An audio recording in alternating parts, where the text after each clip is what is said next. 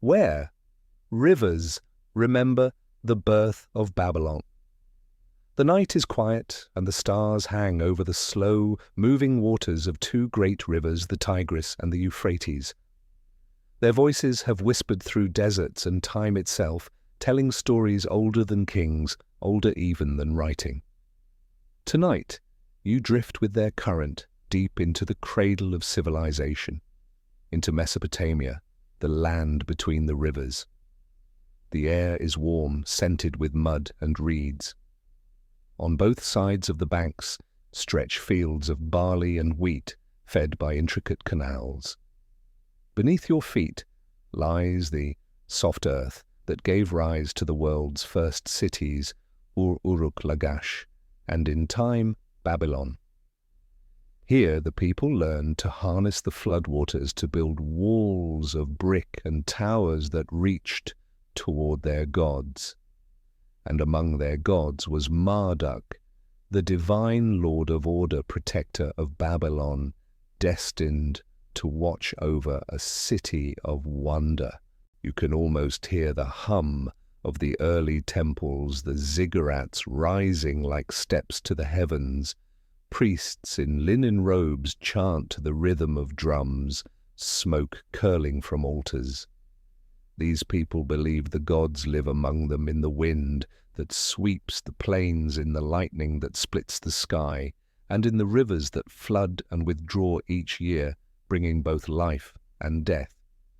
In this fertile plain where the rivers twist and shimmer, Babylon is born, not all at once, but through centuries of ambition and belief. Around 1894 BC, a chieftain named Sumu-Abum claimed the land as his own, laying the first stones of a settlement that would one day shine like gold. His descendants, the Amorites, built upon it, brick by brick, faith by faith.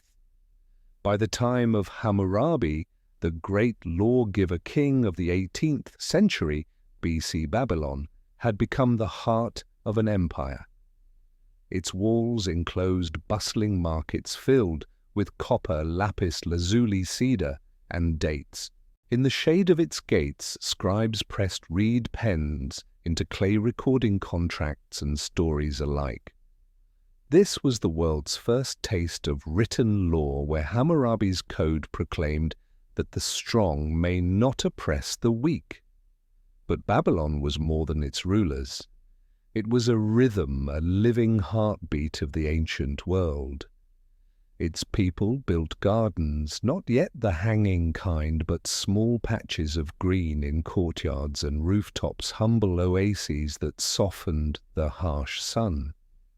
Perhaps these were the first seeds of a dream that would one day grow into legend. You imagine the city at sunset, clay towers glowing red in the fading light, banners fluttering, merchants calling out their wares, oxen pulling carts along dusty streets. Beyond the gates, shepherds guide their flocks, and the desert stretches out like an endless sea. Babylon seems eternal, but the sands of time are never still. Empires rose and fell around her. The Kassites, the Assyrians, and later the Chaldeans would each rule these lands. The city itself was conquered, rebuilt, and reborn more times than anyone could count. Yet through it all, Babylon's name endured. To the east it was called Babel, Gate of the Gods. To the west it became a word for pride and splendor, and later confusion. By the 7th century before our era, a new ruler came to the throne, a man whose vision would shape the final greatest age of Babylon, Nebuchadnezzar II. His father, Nabopolassar, had freed Babylon from the Assyrians and established the Neo-Babylonian Empire. Nebuchadnezzar inherited not just a kingdom, but a dream to restore Babylon to divine perfection. He strengthened its walls until they shone like bronze in the sun. He built temples and processional streets, and at the city's heart rose the Etemenanki, the towering ziggurat that inspired tales of the Tower of Babel. Babylon became a jewel of the ancient world, a city said to rival heaven itself. And yet for all its splendor, for all its armies and riches, the king found himself moved by something more fragile, something of the heart. In the royal palace among the gardens of baked brick and lapis tiles, a queen sighed softly as she looked across the desert. Her name was Amytis, a princess from the green hills of Media, far to the north. She missed the cool mountains and flowing springs of her youth. Babylon, magnificent though it was, lay under a scorching sun. Its air shimmered with heat. Its horizon offered no relief. The king, proud conqueror and builder of empires, could not bear to see her sadness. So began a promise. Nebuchadnezzar swore he would make the desert bloom, that he would bring her homeland to Babylon itself. He would build for her a mountain of life, a garden suspended in the air, a wonder no one had ever seen before. In that moment, love and legend intertwined. What had begun as one man's vow to his queen would grow into one of humanity's most enduring mysteries. The hanging gardens of Babylon, a marvel counted among the 7 wonders of the ancient world. But for now, under the soft hum of the rivers, the dream still sleeps. Babylon is alive, breathing through its temples and gates its priests and merchants. The air tastes of clay and honey, and in the distance the Euphrates murmurs, carrying the promise of something miraculous yet to come. As the stars shimmer over the plain, you close your eyes and listen.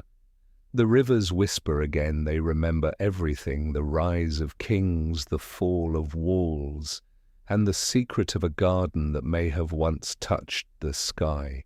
Nebuchadnezzar's empire of glory. The dawn breaks over the plains of Mesopotamia, and sunlight spills across the endless bricks of Babylon, turning the city into a sea of gold. The walls stretch farther than the eye can see, so vast that chariots race upon their tops, so high that birds seem to brush their wings against their battlements. You walk along the processional way, feeling the smoothness of glazed bricks beneath your feet, each one bearing the image of a lion, the sacred symbol of Ishtar, goddess of love and war. Above you rise the Ishtar Gate, an archway of deep blue inlaid with dragons and bulls. The glazed tiles glimmer like sapphires under the morning sun. Every detail speaks of power, devotion, and ambition, the kind of grandeur that seeks to impress not just men, but the gods themselves. This is the reign of Nebuchadnezzar II, king of Babylon, master of empires, and builder of wonders. It is the early 6th century before our era, about 605 BC, and Babylon stands as the jewel of the ancient world. Under Nebuchadnezzar's rule, the empire stretches across Mesopotamia, Syria, and Palestine. His armies have conquered Jerusalem. His chariots thundered through the deserts of Arabia.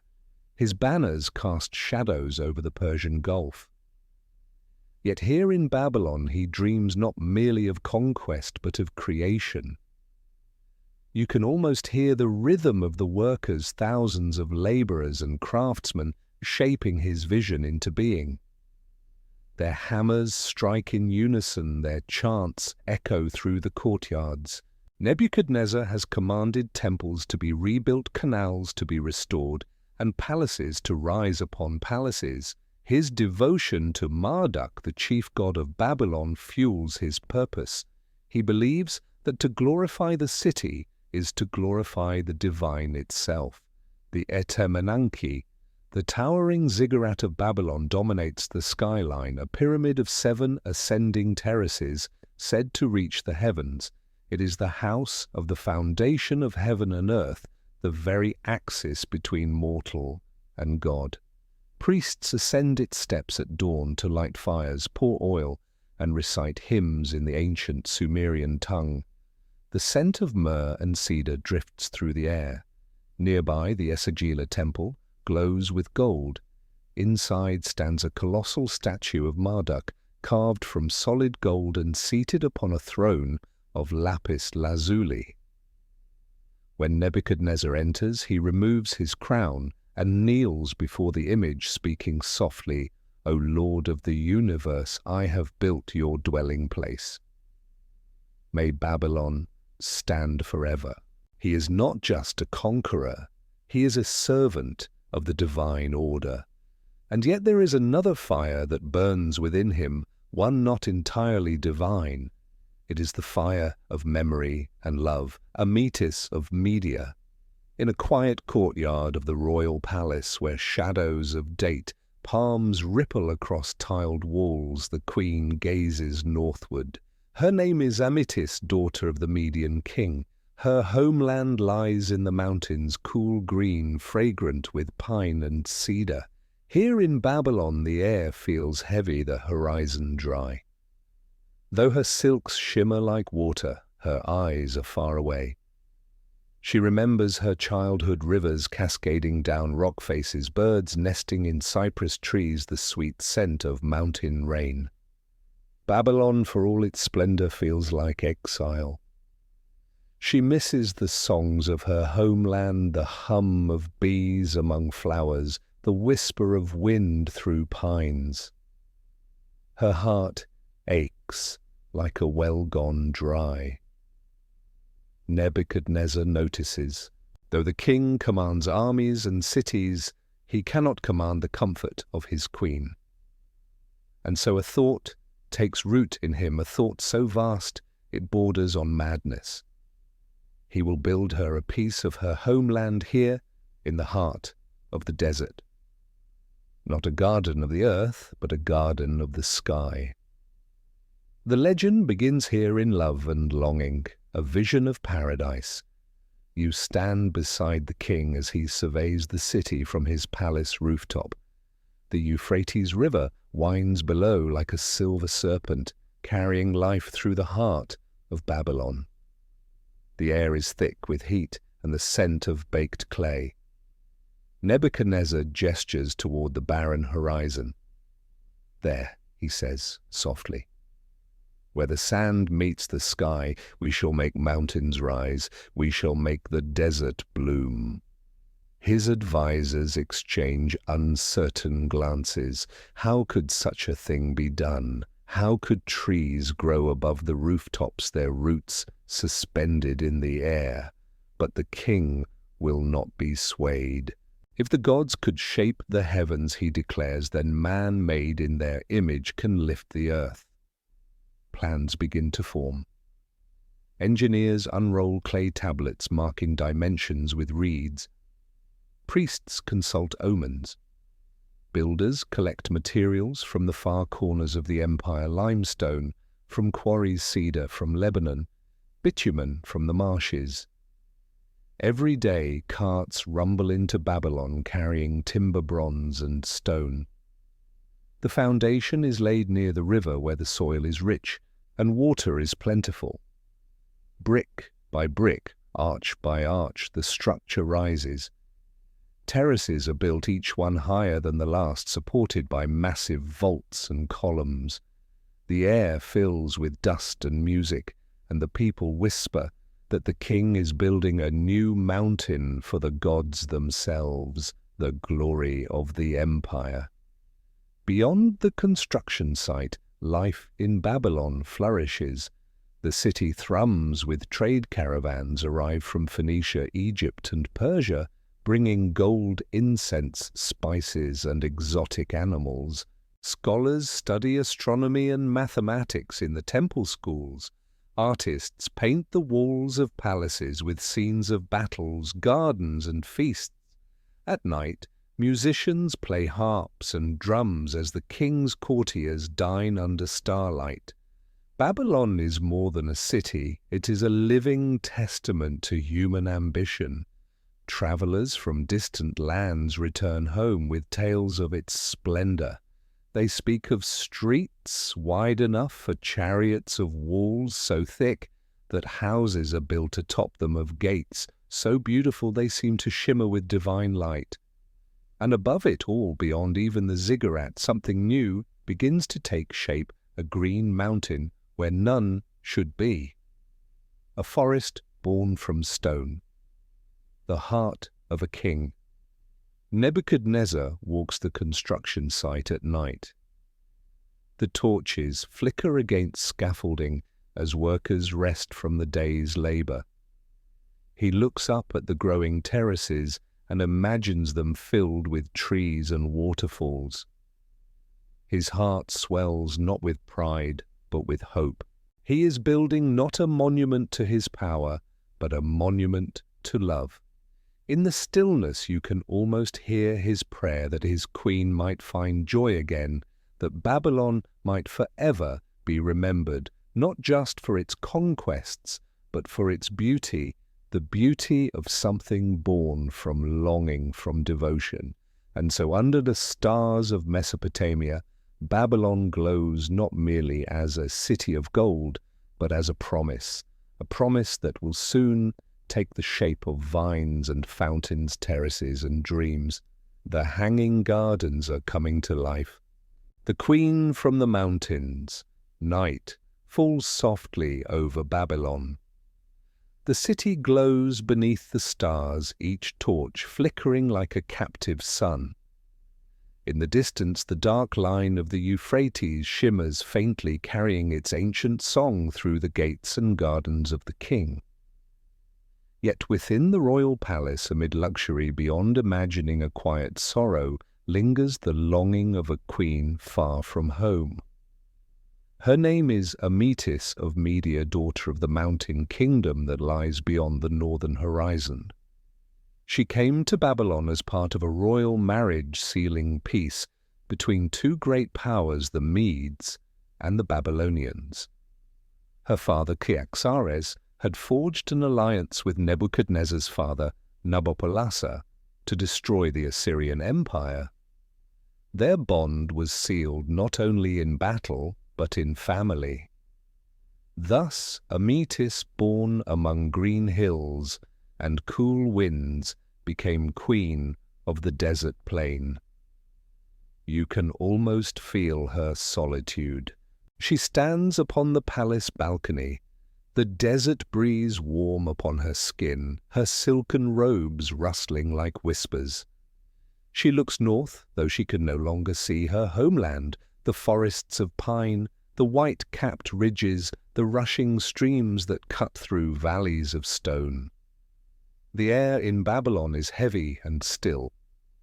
No mountain scent, no cool rain, only the dry perfume of sun-baked earth and the distant hum of the city below. Nebuchadnezzar watches her from the shadows. He is a man of empire, broad-shouldered, stern-eyed, bearing the weight of nations upon his brow. Yet in this moment he is simply a husband gazing upon his wife's sorrow. In her eyes he sees not disobedience or distance, but homesickness, a grief born of memory. And something within him moves, the same spirit that once drove him to build temples for gods now stirs him to create a paradise for love, the promise of a king. One evening, as the last of the sunlight fades, Nebuchadnezzar speaks softly. "Tell me of your home, my queen." Amytis smiles faintly, her voice like the rustle of leaves. It is a place where water sings, the hills breathe with green life. You can walk for hours beneath cedar trees and never feel the sun. In spring the valleys are filled with wildflowers and the mountains blush with rain. The king listens in silence. The words awaken something ancient in him, the yearning to shape earth and water to make the impossible real. When she finishes, he touches her hand. "Then I shall bring the mountains to you," he says. "You shall walk among them once more." Amytis laughs softly, thinking it a kindness, a dream of comfort. But Nebuchadnezzar does not dream idly. He is a builder of God's houses, the restorer of cities. In his heart, a plan has already begun to take root. The engineers of Babylon. The next morning, the palace awakens to new orders. The king calls for his chief architects, mathematicians, and priests of Marduk. They gather in the hall of the lions, a chamber walled with gold and glazed tile, where lions stride across a field of cobalt blue. The queen longs for the hills, the king declares. We shall give her the mountains here, above the earth, among the clouds, a garden that hangs in the sky. The advisers murmur. The idea seems madness. One speaks cautiously. My lord, how can a mountain grow above stone? How shall we lift the water to its summit? But Nebuchadnezzar's gaze is steady. The gods raised the heavens above the deep. Are we not made in their image? The priests bow their heads. If the king's will is divine, who dares oppose it? Plans begin to take form. Clay tablets are brought forth, etched with symbols and numbers, the language of builders. Engineers design a structure of rising terraces supported by arches and vaults strong enough to bear both soil and trees. Channels will be carved to carry water from the river through pipes and pumps to the highest terrace. There it will fall again in shining cascades, a living miracle of engineering. The birth of a dream. For months the city buzzes with the rhythm of creation. Caravans arrive bearing cedar from Lebanon, palm trunks from Arabia, copper from the mines of Sinai. From the mountains of Assyria come stonemasons, from the rivers men skilled in irrigation. The Euphrates becomes the artery of the project, its waters feeding not only the city, but the vision of paradise. As the first foundations rise, Babylon begins to whisper. People gather along the streets to watch blocks of limestone hauled by oxen, their wheels creaking like slow thunder. Some say the king is building a palace for Ishtar, others that he seeks to rival the gods themselves. Day by day the terraces climb higher. Wide platforms of brick and bitumen form layers like steps of a mountain. Upon them, earth is piled deep enough for trees to take root. Canals twist through the levels, feeding pools that glimmer in the sun. The sound of hammers and chisels fills the air. The city trembles with life. At night, Nebuchadnezzar walks alone among the scaffolding, his torchlight flickering across the rising walls. He sees the shape of a dream, made solid, the promise of love turning into architecture. And somewhere far above the laborers' songs, the stars watch in silence. The Queen's first glimpse. One morning, when the air is cool and the scent of cedar fills the courtyards, Nebuchadnezzar leads Amytis to a high balcony. Below her, the city hums like a great beehive. But before her eyes spreads something entirely new, a vision that takes her breath away. There, where once was desert dust, rises a mountain of green. Trees of cypress and palm sway in the breeze. Flowers spill over the terraces like coloured rivers. Water sparkles down stone steps, vanishing into hidden pools. The sound of flowing water fills the air, mingled with the song of birds brought from distant lands. Amytis steps forward, her hand trembling. It is my home, she whispers. Tears glisten in her eyes, not of sorrow, but of wonder. The air feels cooler, fresher, touched by mist. For the first time in years, she breathes freely. Nebuchadnezzar watches her silently. Around them the sun glows against the blue-glazed walls, and for a moment the world seems to pause. Babylon transformed into Eden reborn, a kingdom's heartbeat, Word of the gardens spreads far and wide. Merchants and travelers speak of Babylon's miracle, a mountain made by human hands, a river that climbs toward the sky. The hanging gardens become a symbol of Babylon's power and beauty, a testament to what love and will can create. Within the city, poets begin to sing of the queen from the mountains, whose longing turned the desert into paradise. They call her the Lady of the Green Crown, and the gardens her crown of devotion. Priests proclaim that the gods themselves smile upon Babylon, for where life blooms in the desert, divinity is near. And when night falls and the stars shine upon the Euphrates, the gardens glow softly, lanterns flickering among vines and blossoms. From afar it looks as though the heavens themselves have descended to the earth. You stand beneath that shimmering canopy of green, the air fragrant and cool. The sound of fountains whispers like lullabies, and you realize in this place between river and sky, love has taken root in stone, the blueprint of dreams. The morning sun rises over Babylon, its first rays painting the river in molten gold. From the high terraces of the royal palace, the Euphrates glimmers like a living serpent winding through the city's heart. Along its banks, builders shout and chant, the rhythm of their work echoing like a heartbeat beneath the sky. What they are creating is no ordinary structure. It is a miracle, a mountain born of imagination and calculation, of faith and mathematics. You stand among the engineers of Nebuchadnezzar's court, surrounded by clay tablets, reed styluses, and the sharp scent of wet earth.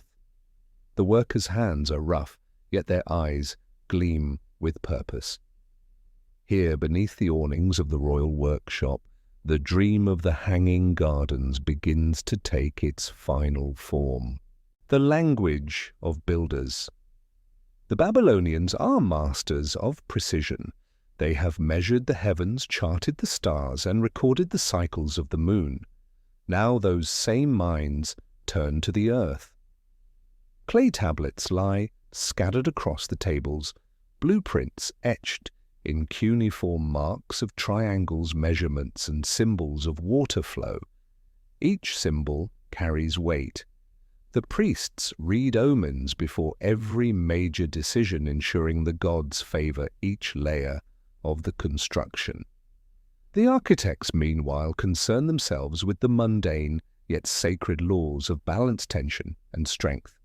You hear one of them murmur softly as he presses his stylus into clay stone upon brick, brick upon arch, arch upon vault. Strength below, beauty above. That phrase will guide them for years. The terraces must rise like steps toward the heavens, each broad enough to bear gardens of trees and flowers, and deep enough to hold soil that can sustain life. But such a vision defies nature. How can a mountain live above the ground? The answer lies in invention, the secret of the arches. The Babylonian builders turn to a familiar shape, the arch, an ancient design known to their forefathers. They create massive vaults, each one supporting the next, forming a pyramid of chambers. The lower levels are dark and cool, silent halls of brick and bitumen, strong enough to carry forests upon their roofs. Above, sunlight spills across open terraces, each one slightly smaller than the last. These layers, viewed from afar, create the illusion of a mountain. To the queen's eyes, it will be as if she stands again among her native hills. To make the structure watertight, the engineers coat the bricks in bitumen, then layer them with sheets of reed matting, and lead a barrier against moisture. Upon this they spread deep soil mixed with crushed stone and ash to drain water evenly. It is an elegant fusion of practicality and art, of dream and discipline, In the silence of the lower vaults, you can almost hear the whisper of history, the birth of hydraulic architecture centuries before the modern world will rediscover its genius, the challenge of water. But even the strongest stone cannot bring life without water. Babylon's greatest enemy is the sun, its heat relentless. Every flower would wither, every leaf turn to dust, if not for one extraordinary invention. Here in the heart of the workshop, the engineers gather around a wooden model, a strange contraption of spiraling cylinders and cranks. It turns slowly, drawing water upward from a clay basin. The scribes call it Naru Mushalu, the screw of lifting waters. You recognize it, an early form of the Archimedean screw, centuries before Archimedes himself will be born. The Babylonians devised it for irrigation, a helix set within a hollow tube, turned by hand or by beast. As it rotates, the lower end scoops water upward, sending it flowing toward higher terraces. Nebuchadnezzar's engineers adapt this principle for his gardens. They build a system of continuous lifts, some driven by animal power, others by counterweights to pull water from the Euphrates into hidden channels. The water then flows through clay pipes and stone aqueducts to the gardens above, cascading from terrace to terrace like liquid glass. The sound becomes the pulse of the city. Day and night the water moves, rising, falling, whispering, the craftsmen of the king. The gardens demand more than architecture. They demand artistry. Stone carvers shape lion-headed fountains that spout clear streams into polished pools. Metal workers forge bronze fixtures in the likeness of lotus flowers and fish. Gardeners, guided by priests of Ea, the god of water and wisdom, plan the sacred arrangement of plants. Every species carries meaning: palms for life and victory, myrrh and frankincense for purity, pomegranates for fertility, the blue flowers of the iris sacred to Ishtar for love. Even the cypress, which grew in the mountains of Media, finds a place here, a tribute to the queen's homeland. Each seed is carried from distant lands: lilies from Egypt, figs from Canaan, and roses from Persia. It is said that when the wind passed through the gardens, their fragrances mingled a scent of the whole world in one breath. At night, torches glow among the branches, their light reflected in pools. From afar, the city appears crowned by fire and foliage like a mountain of stars, a divine undertaking. Nebuchadnezzar walks among the workers often. He is no idle dreamer. He asks questions, studies the designs, and corrects errors himself. His belief is absolute. This garden is not only for love, but for the gods. He decrees that each terrace will honor a divine power: Ishtar, Marduk, Nabu, Shamash, and Ea. The priests bless the waters daily, chanting hymns to the spirits of fertility and creation. When the first trees take root, they sprinkle them with river water, and burnt offerings murmuring, "May life dwell upon the stones." And it does. The first buds open, the soil, black and rich, holds firm. Vines cling to the brick walls, palm fronds wave in the desert wind. From the lower terraces the king looks upward and sees his dream rising above the horizon, tier upon tier, a vision of both heaven and earth intertwined, the mathematics of wonder. Centuries later, when scholars study these ancient plans, they will marvel at the precision, the dimensions, the symmetry, the hydraulic balance, all reveal a mastery far ahead of its time. The hanging gardens, they say, might not have been merely decorative, but an early expression of scientific harmony, an experiment in architecture that mirrored the order of the cosmos. For the Babylonians, mathematics was not cold logic. It was sacred language. The ratio of bricks, the measure of an arch, the span of a column, all were offerings to the gods. By perfecting geometry, they believed they approached divinity itself. And so, under the hot Mesopotamian sun, art, science, and devotion blend into one. The garden becomes more than a gift for a queen. It becomes a symbol of humanity's defiance of limitation, a living monument to the eternal desire to reach higher, to build beauty where it should not exist. The whisper before bloom. When the day's work ends, silence settles over the site. The moon rises above the city's towers, silvering the half-finished terraces. Workers rest sleeping among tools and the scaffolds. The air hums faintly with the river's pulse. Nebuchadnezzar stands alone before the mountain he has willed into being. He touches the stone cool damp from the night air and imagines it covered in vines and flowers. He closes his eyes and hears it already, the rustle of leaves, the laughter of fountains, the sigh of the queen as she steps into her new Eden. The dream is almost ready to awaken.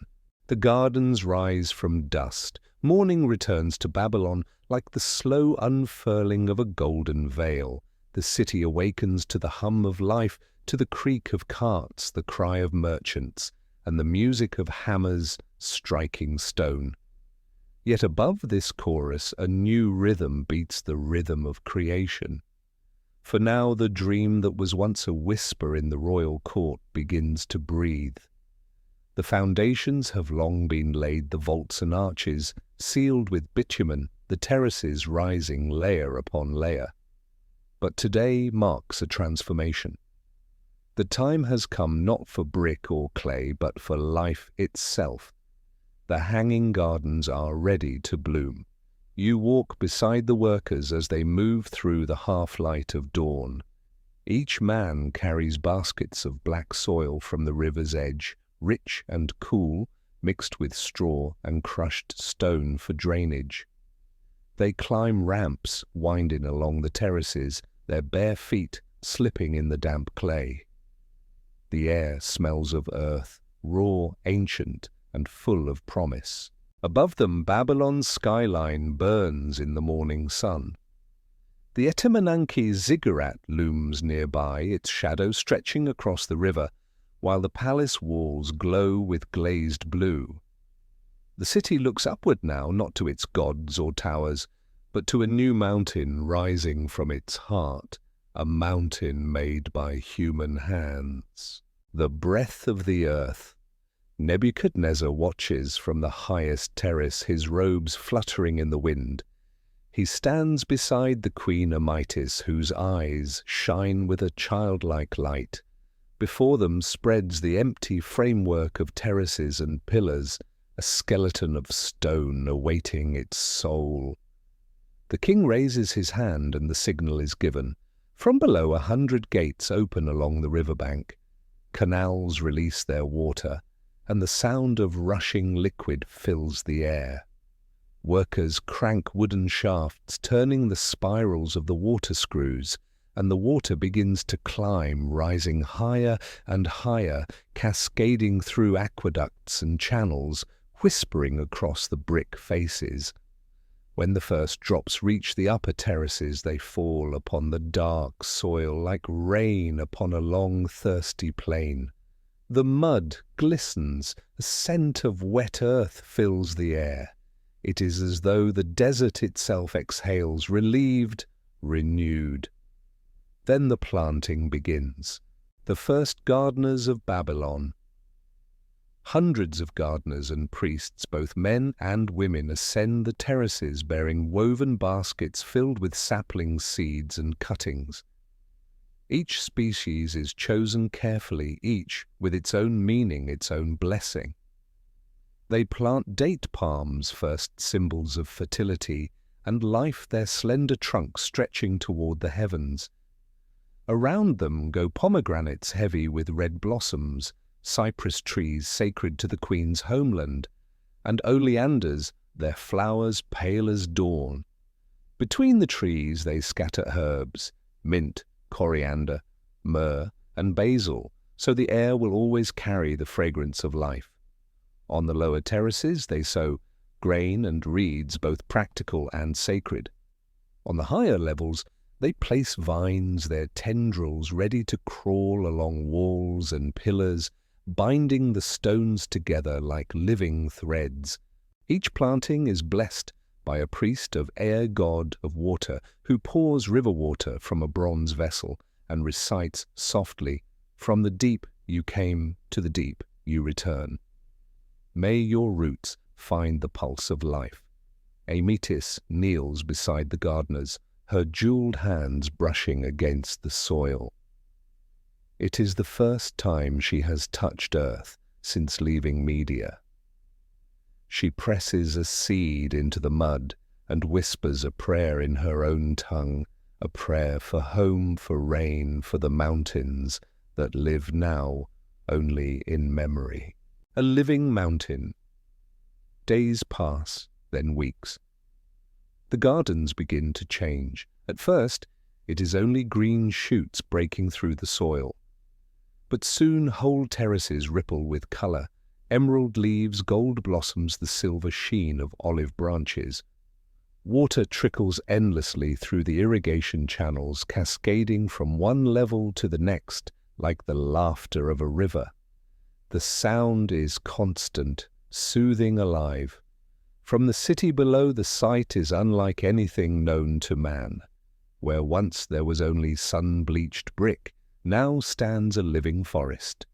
Trees sway in the wind, their roots hidden deep within the vaulted earth. Flowers spill over the ledges, their petals drifting down like rain. The people call it Paradisu, the garden beyond the earth. It becomes the pride of Babylon, the envy of empires. Caravans from Persia and Egypt bring rare seeds and exotic creatures to add to its splendor. Peacocks strut through shaded courtyards, white doves nest in fig trees. From every corner of the known world, life converges here, all for a queen's longing and a king's love. The fountains of heaven. Each evening as the sun dips below the horizon, the terraces glow in gold and crimson. Water spills from bronze mouths carved into lions and bulls, flowing into wide stone basins that mirror the fiery sky. Musicians play harps and flutes beneath archways as servants light torches along the paths. Amytis wanders through her paradise, her hands brushing against vines and petals wet with dew. She hears frogs singing from hidden pools, the soft cooing of doves, the whisper of wind through leaves. It feels almost as though the mountains themselves have come to her, as though her homeland has followed her heart. Sometimes she pauses to watch Nebuchadnezzar standing by the edge of the highest terrace, his face lit by torchlight. He says little. His eyes reflect the fountains below, the endless motion of water and flame. When she joins him, he smiles gently and says, "See, my queen, the gods have not forsaken us. They have given you your mountains again." Amytis rests her head upon his shoulder, and for a long moment neither speaks. The wonder of the world. As years pass, word of the gardens spreads beyond Babylon. Travelers from distant lands, Greek traders, Egyptian envoys, Persian nobles, arrive to behold the wonder with their own eyes. They write of a city where nature and art blend into one, where trees grow in the sky and water runs uphill. To them the hanging gardens seem almost divine, the work of gods disguised as men. The philosophers of later centuries will call it one of the 7 wonders of the world, a title that will echo through ages long after Babylon's walls crumble. But in this moment, as the moon rises and the fountains glimmer in its light, the wonder is still new.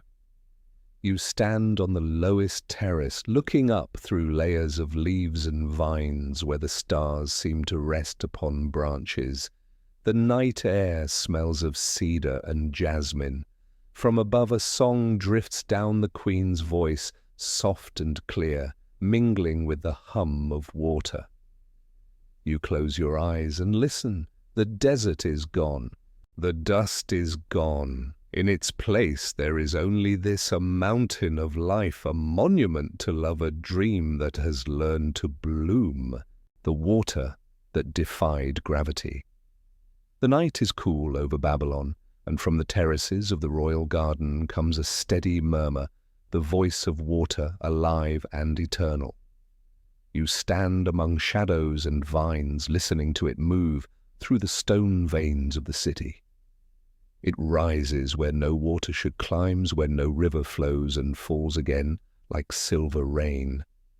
It is the pulse of the hanging gardens, the secret that made the impossible real. Long before your eyes see it, you can feel it, the rhythm, the breath, the miracle of motion. To understand the gardens, one must understand this, the water that defied gravity, the lifeblood of paradise. Babylon, for all its majesty, is a city of dust and heat. The sun rules mercilessly, and the Euphrates, though near, lies below the terraces. For the gardens to live, water must rise hundreds of feet above the river's surface, day and night, without fail. This was the challenge of Nebuchadnezzar's vision. How could a man command water to flow uphill? The priest said it was the will of Ea, god of wisdom and the deep.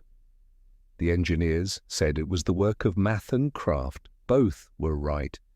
The king summoned the finest minds of his empire, artisans, mathematicians and engineers from Babylon, Assyria and Media. Together they would design the unseen miracle beneath the beauty of the gardens, a labyrinth of pipes, channels, pumps and screws that would make the desert bloom. The hidden halls below. By day the people saw the gardens as a floating forest. By night the workers toiled below its foundations, deep in the vaulted corridors that supported the terraces above. Down here the air was cool and damp. Torches flickered along walls sealed with black bitumen, their flames mirrored in pools of still water. At the lowest level nearest the river stood the water gate, where the Euphrates flowed into a massive stone basin. From here began the long upward journey through shafts, pipes and pulleys, driven by the eternal motion of man and machine. Bronze wheels turned on wooden axles, ropes creaked, gears groaned under the strain. Slaves and oxen walked in circles along platforms, their steps powering the rise of water through the heart of the garden. The secret mechanism that drew the river upward was one of ingenious simplicity, the earliest form of hydraulic lift, the spiral of life. Imagine a great wooden tube sealed tight with resin, its inside lined with bronze. Within it turns a long spiral, a screw-shaped shaft wide at the base, narrowing toward the top. As the shaft turns, water, trapped between the spirals, climbs higher and higher, spilling out above into a waiting cistern. This device, the Archimedean screw, centuries before Archimedes' birth, was the beating heart of Babylon's marvel. It was powered not by magic but by design, by the ancient knowledge of hydrodynamics. When the king's engineers first demonstrated it, the crowd fell silent. The water climbed upward before their eyes, shimmering like a living serpent. It seemed to defy nature itself, but even this was not enough. The gardens needed more than one lifeline. They needed a system, continuous, balanced, tireless.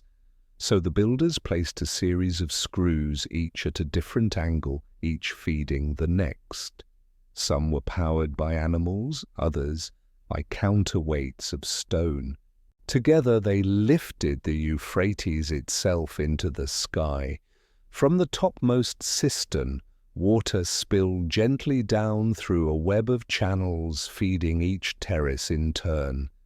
It was caught, recycled, and lifted again, a perfect circle, eternal as time.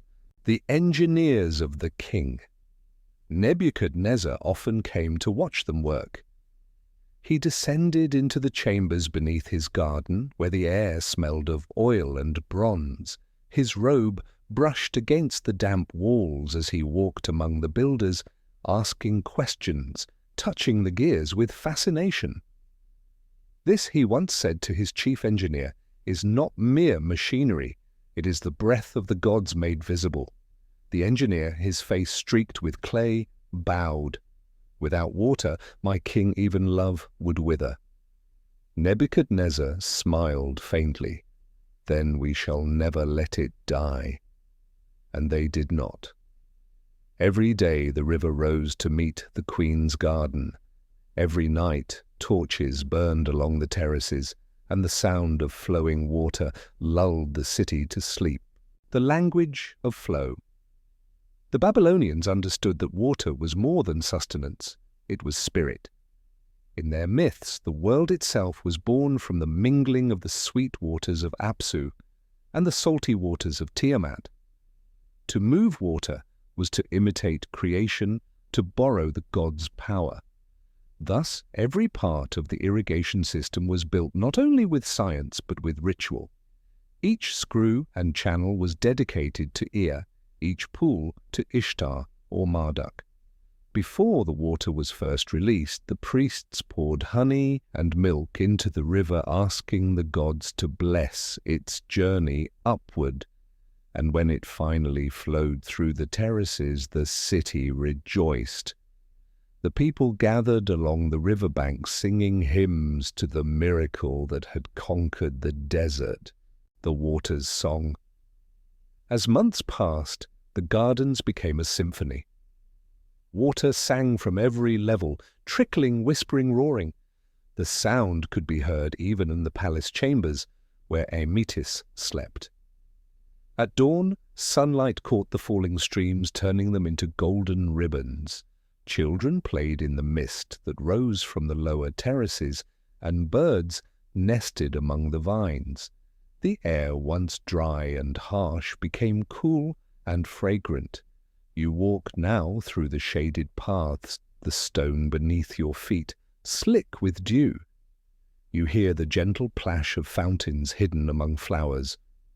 Water pools in basins of alabaster, overflowing into carved channels that gleam in the sun. The very air hums with peace. This is the secret heartbeat of the gardens, not the stone or the soil, but the endless movement of life itself, a wonder remembered. Later ages would struggle to believe it. Greek historians would write of the gardens, but fail to explain how they lived. They would guess at magic or divine favor, unable to imagine the brilliance of Babylonian engineering. But here in the living heart of the empire there is no mystery, only mastery. The hanging gardens were not miracles of myth, but miracles of human will, of a people who studied the heavens, tamed the rivers, and built beauty where none should exist. And yet as you stand beside the Euphrates, listening to the water climb skyward, it still feels divine. The sound is steady, eternal. It flows like time itself, upward, downward, forever, binding heaven and earth in a single, shimmering thread. The gift of water. At twilight, Nebuchadnezzar and Amytis walk hand in hand along the highest terrace. The fountains glitter in the fading light, and a cool mist clings to their robes. The queen pauses beside a pool, gazing into its still surface. "It is strange," she says softly, "to see the river above the river." The king smiles. "It rises because it must, as my heart rose to meet yours." She looks at him, her eyes shining in the dusk. Then, May it never stop flowing. Below them, the screws turn endlessly, their wooden groan blending with the whisper of falling water. The gardens breathe alive and unending, the desert conquered by devotion, the river made to climb for love. The living temple of the gods. The evening air of Babylon is soft and perfumed alive, with the mingled scents of cypress and jasmine. From the upper terraces of the gardens, the city glows below like a field of embers. Torches flicker along the great walls, their reflections dancing in the slow river. The queen stands among her trees, listening. Somewhere nearby, a fountain sighs. The water trickles down marble steps and vanishes into the shadows. Above her, the stars shimmer like polished bronze. You walk slowly beside her through the winding paths. The leaves whisper in the night breeze, and the scent of damp earth rises from the soil. Around you, the gardens hum with quiet life, the croak of frogs from hidden ponds, the chirp of crickets beneath vines, the soft wing beats of night birds gliding between branches. It feels alive, aware, almost sacred. For here, among palms and pools, Nebuchadnezzar's creation has become something greater than even he intended. The hanging gardens are not merely a palace of beauty, they are a temple, a place where the mortal and divine meet, the faith of Babylon. In ancient Babylon, every act of creation was worship. The city itself was seen as a mirror of the heavens built in the pattern of divine order. Each wall, each gate, each temple aligned with the paths of the stars. The Babylonians believed that the universe was governed by balance, the harmony between sky, earth, and water. The gods themselves were part of this balance: Marduk, lord of order; Ishtar, goddess of love and war; Shamash, god of the sun; Ea, master of water and wisdom. To live rightly was to honor them in every act, in law, in song, and in stone. So when Nebuchadnezzar built his mountain of greenery, the priests declared it holy. They said it was a gift to Ishtar, who brought fertility to the land, to Ea, who gave water to the desert, and to Marduk, whose order was reflected in every perfect arch. Every terrace became a shrine, every tree an altar, the garden as a sacred map. You ascend a narrow stair carved into the brick, your hand trailing along the wall. The air grows cooler with height, and you emerge into a clearing of moonlight. There, at the center of the highest terrace, stands a shallow pool encircled by lotus flowers. In its still water, the stars appear perfectly reflected, so clear it seems the heavens themselves are rooted in the earth. The priests say this pool marks the axis of the world, the point where heaven and earth meet. Around it, the terraces descend like the layers of the cosmos, each dedicated to a divine realm. The lowest terrace, closest to the river, belongs to Ea, the god of the deep waters. The next honors Ishtar, patroness of love and the living world. Above her is Shamash, lord of the sun and justice. And at the summit, Marduk, the king of the gods, his presence symbolized by flame. The garden in its design becomes a map of creation itself. When the priests climb its steps in procession, they reenact the birth of the world, ascending from the waters of chaos to the light of heaven. Rituals beneath the moon. Once each month, during the full moon, the garden transforms into a place of ritual. Torches line the paths. The air fills with a low hum of drums. The priests move through the terraces chanting hymns to the gods, their white robes glowing in the firelight. Amytis walks among them carrying a golden bowl filled with flower petals. She scatters them upon the water as an offering to Ishtar. Nebuchadnezzar stands beside her wearing a crown of palm leaves and gold.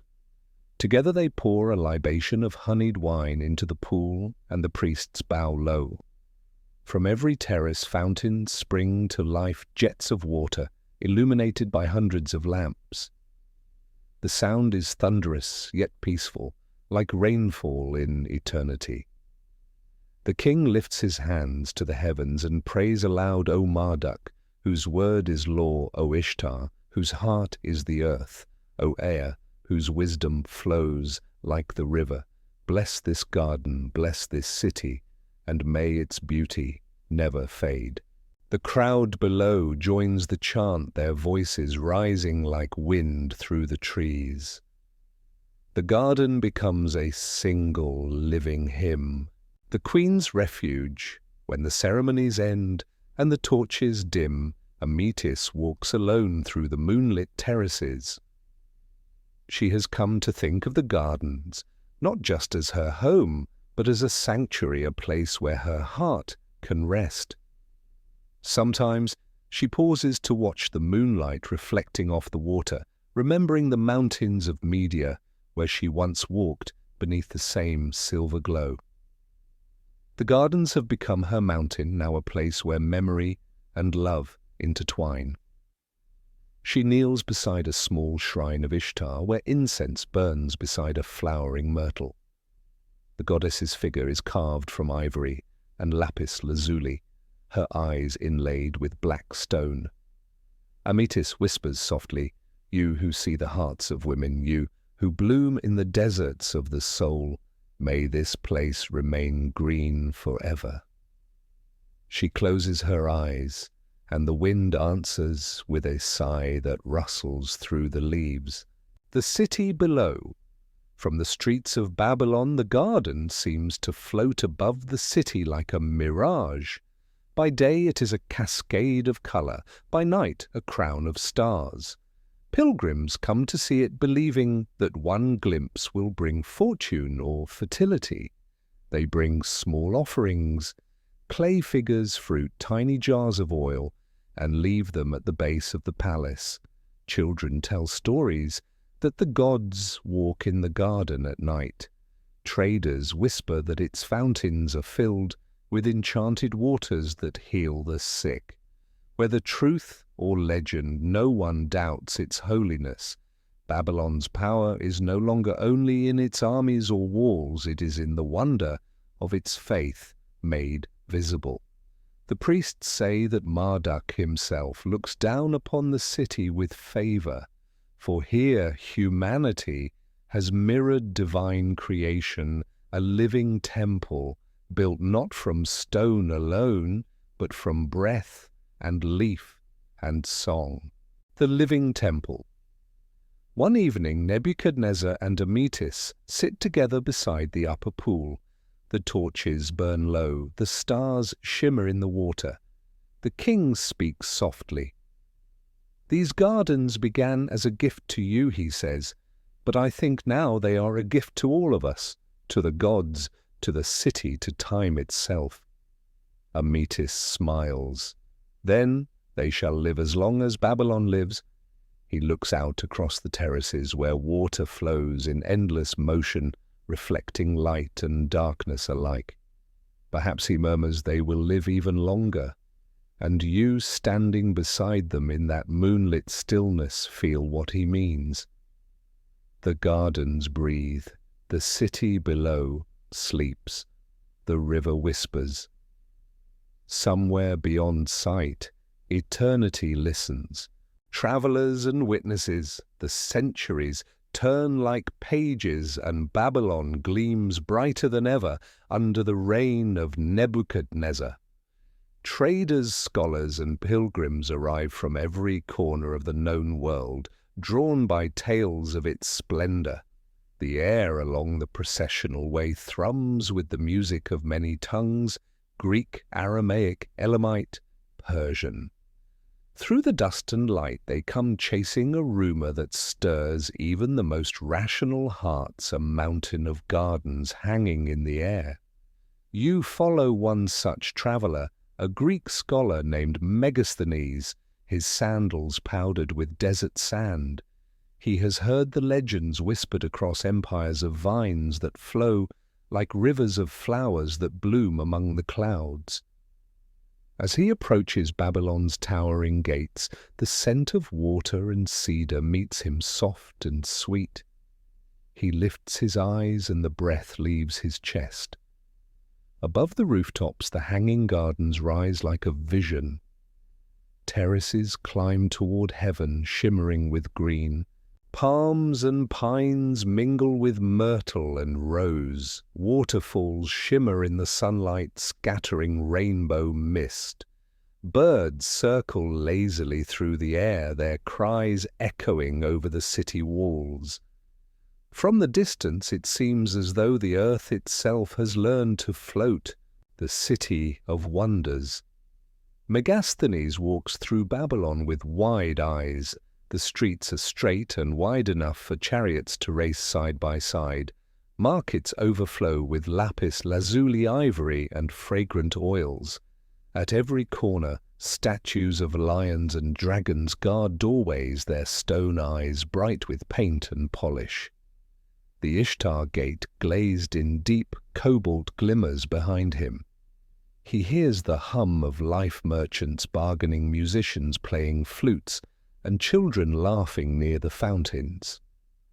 But his thoughts return always to the terraces above, to that impossible sight rising beyond the rooftops. He records what he sees on parchment, though even his words feel fragile compared to the grandeur before him. The city, he writes, is crowned by a wonder beyond reason, a mountain raised by the hands of men, filled with trees that reach the heavens. It is the most divine of human works, the voices of strangers. Others will follow after him, Herodotus, Strabo, Philo of Byzantium, and more, each carrying the story to distant lands. Yet even among those who claim to have seen the gardens, none will ever agree on their form. Herodotus, writing from tales told by traders, doubts their very existence. Nowhere in Babylon, he claims, did I see such gardens. But Strabo, describing what he calls the hanging paradise, insists they are real. He speaks of vaulted terraces supported by columns and watered by intricate machinery hidden deep within.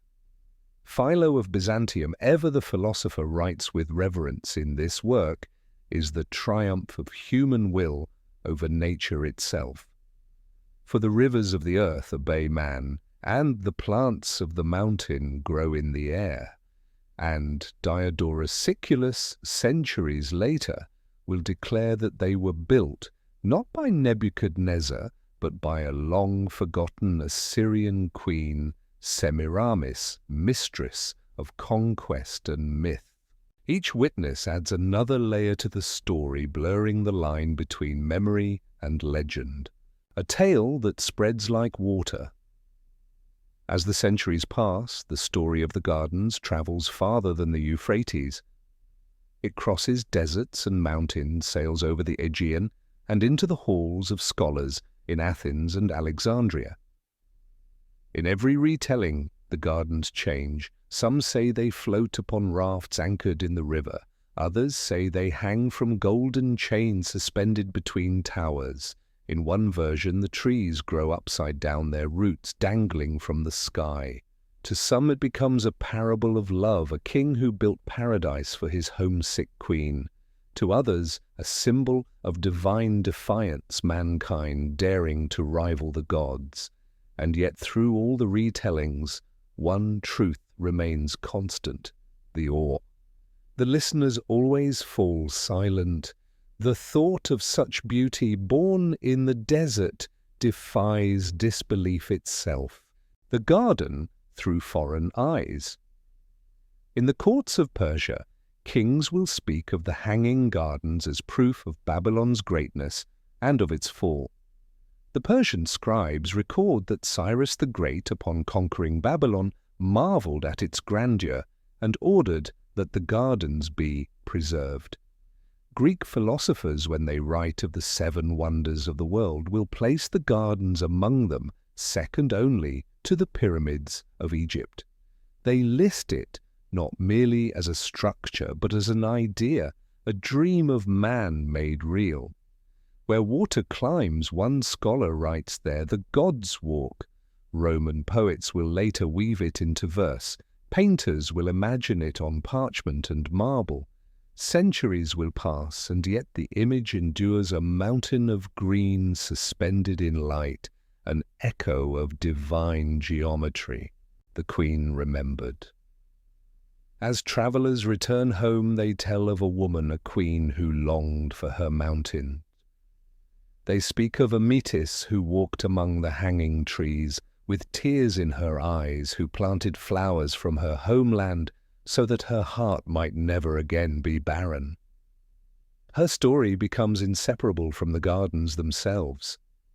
Some call her the Lady of the Mountain, others the Green Queen. In every tongue her name becomes a whisper of longing, of love that could reshape the world.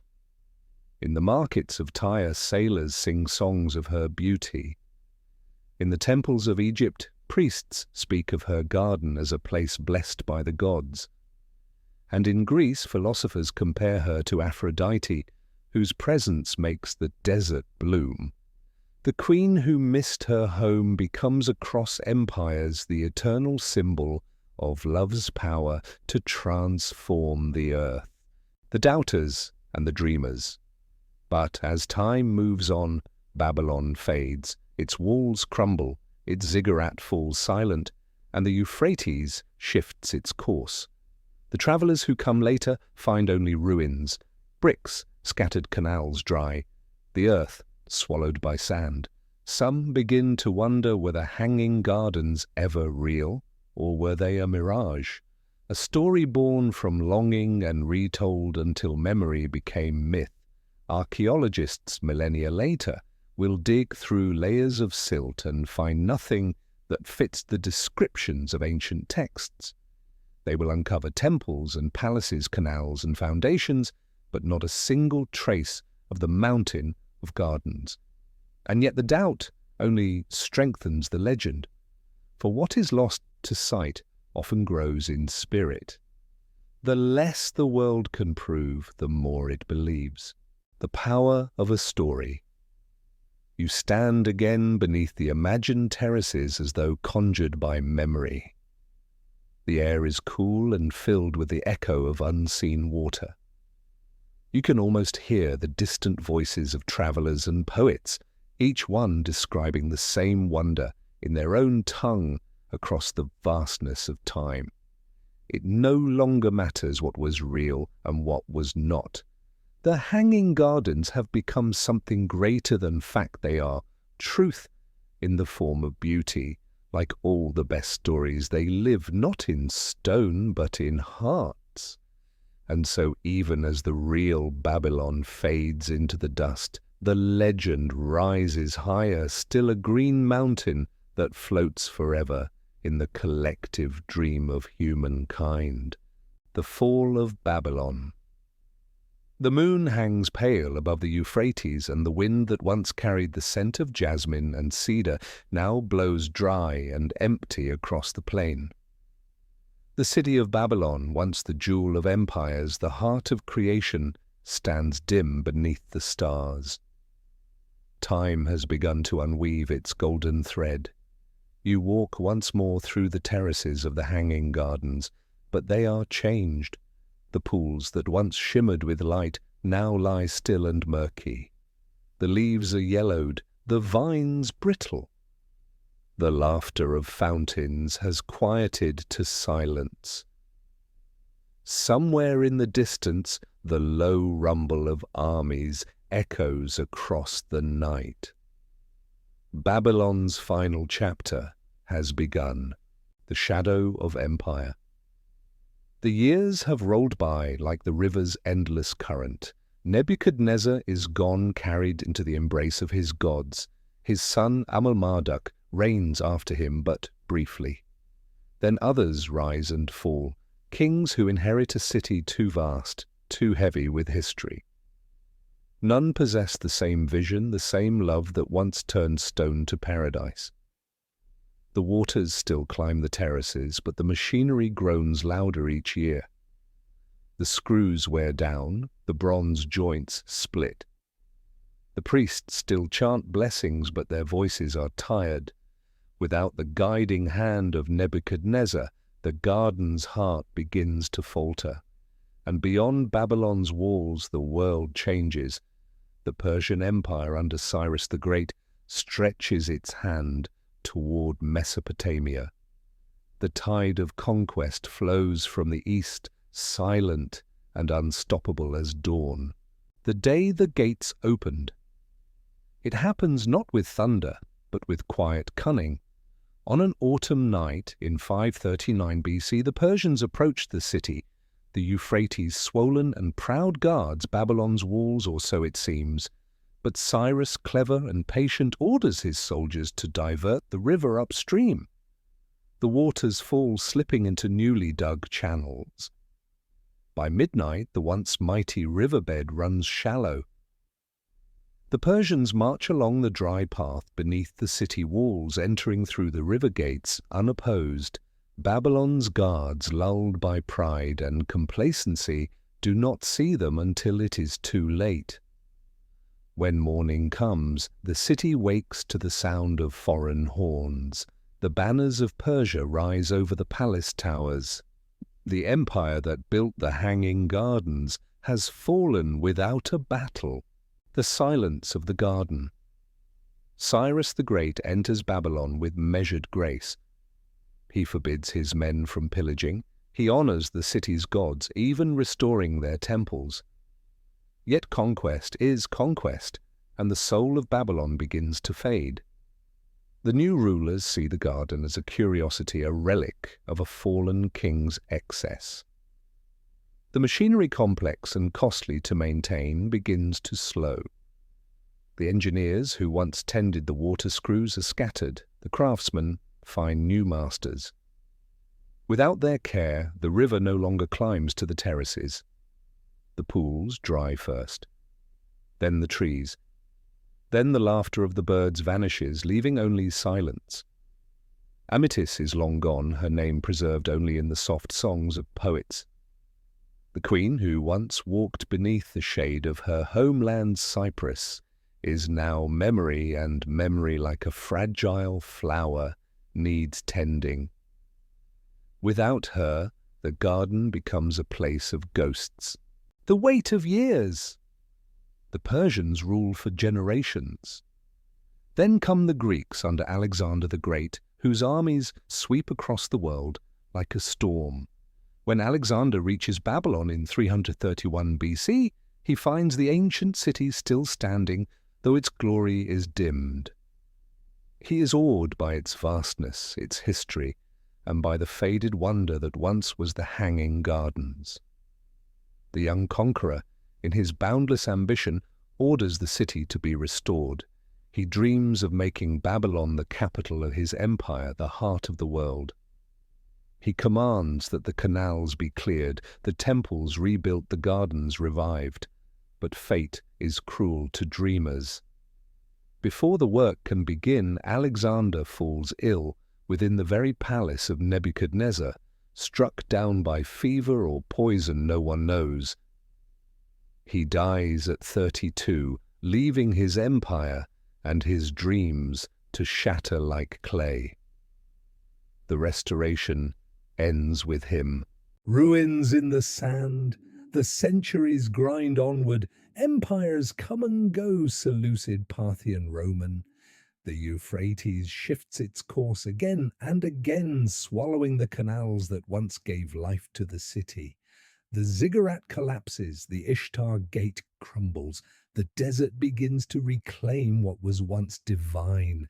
The hanging gardens, abandoned and forgotten, sink slowly into the earth. Only fragments remain, a broken column here, a cracked slab there. Travelers who pass through speak of mounds and ruins, of strange bricks marked with cuneiform. They tell of whispers in the wind at night, of the faint sound of water where none flows. Perhaps they say the gods still walk among the ghosts of their temple. The last light. As centuries turn into millennia, Babylon becomes a name, a story, a warning. The prophets of Israel speak of its fall as divine judgment. Babylon, the glory of kingdoms, shall be as when God overthrew Sodom and Gomorrah. To the Greeks and Romans, it becomes a symbol of human pride, a city too magnificent to last punished for reaching too high. To later generations, it is a mystery. How could a wonder so vast simply vanish? You walk among the ruins in the starlight.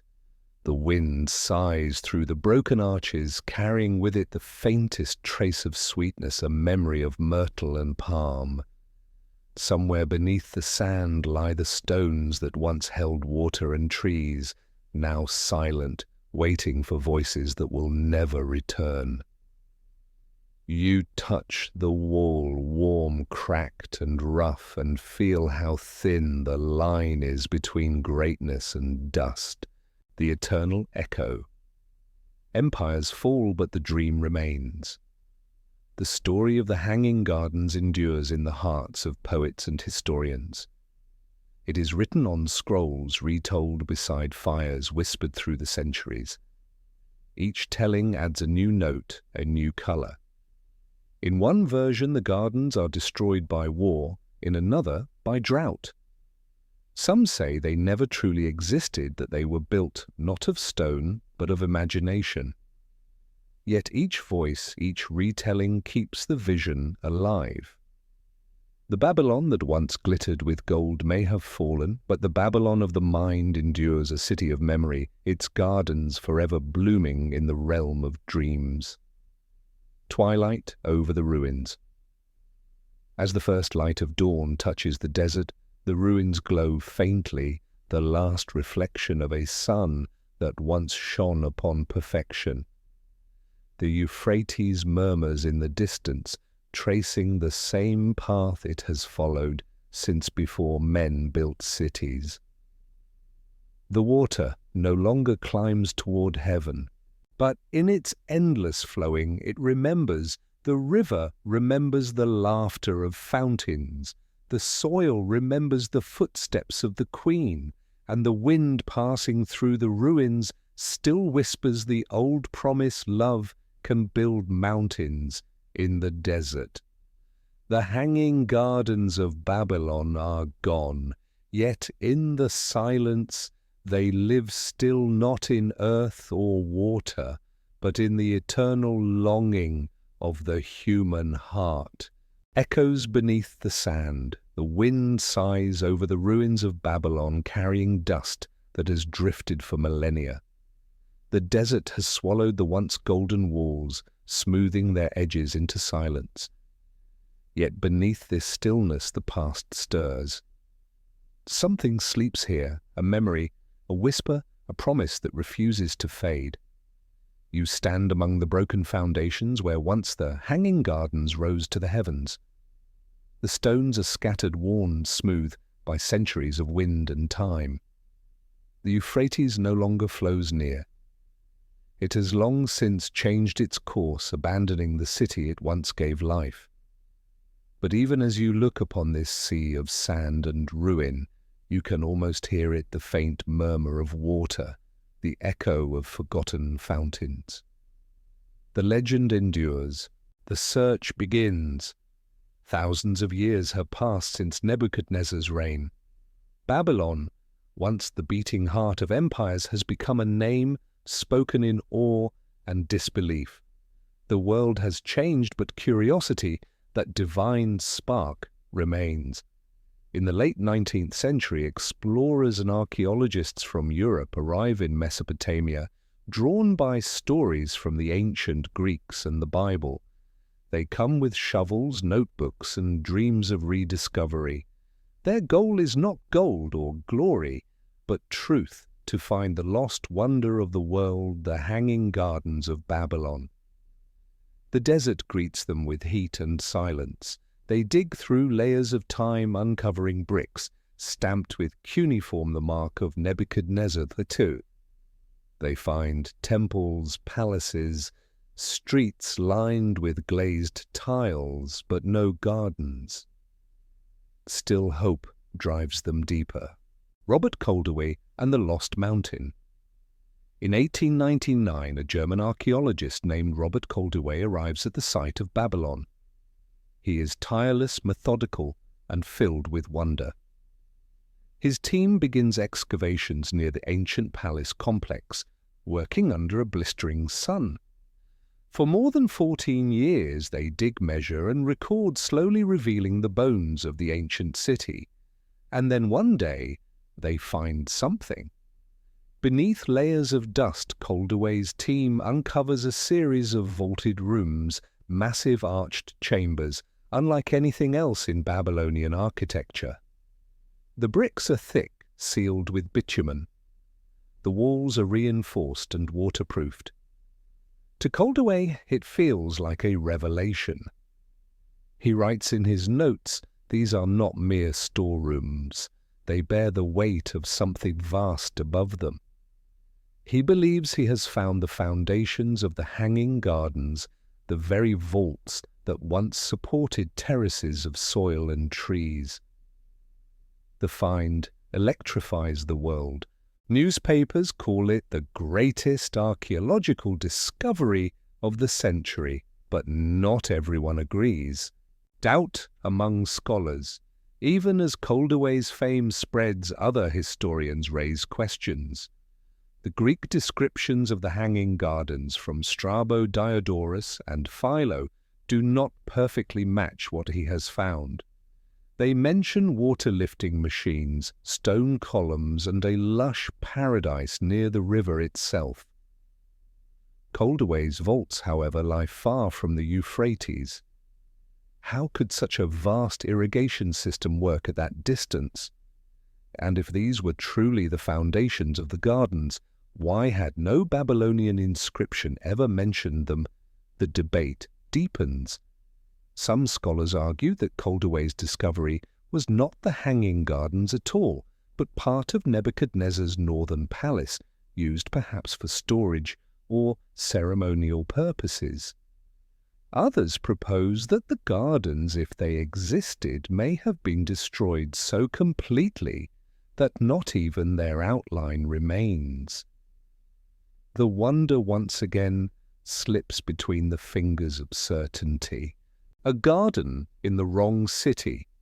Then in the 20th century, a new voice emerges, that of Dr. Stephanie Dalley, a British Assyriologist who has spent decades studying cuneiform texts. Her findings challenge everything the world believed about the hanging gardens. Dalley points to ancient records written not in Babylon but in Nineveh, hundreds of miles to the north, the capital of the Assyrian Empire. There, the great king Sennacherib once ruled around a century before Nebuchadnezzar.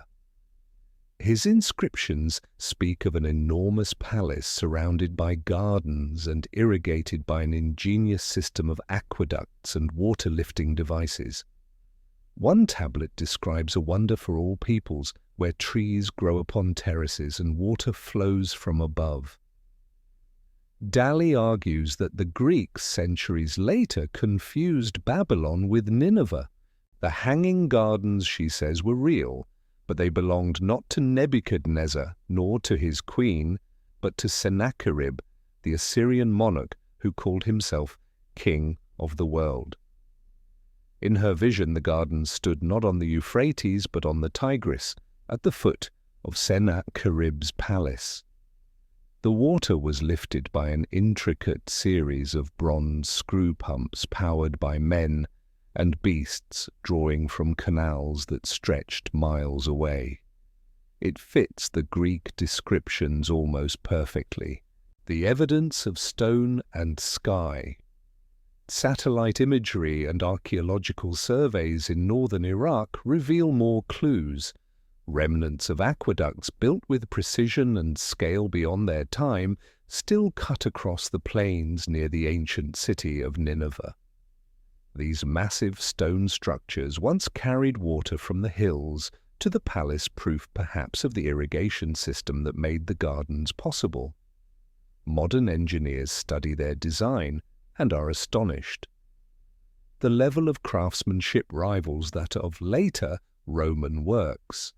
The arches and conduits suggest a civilization that understood hydraulics centuries before the rest of the world. Could this be the true birthplace of the hanging gardens? The question lingers like perfume in dry air. The beauty of uncertainty.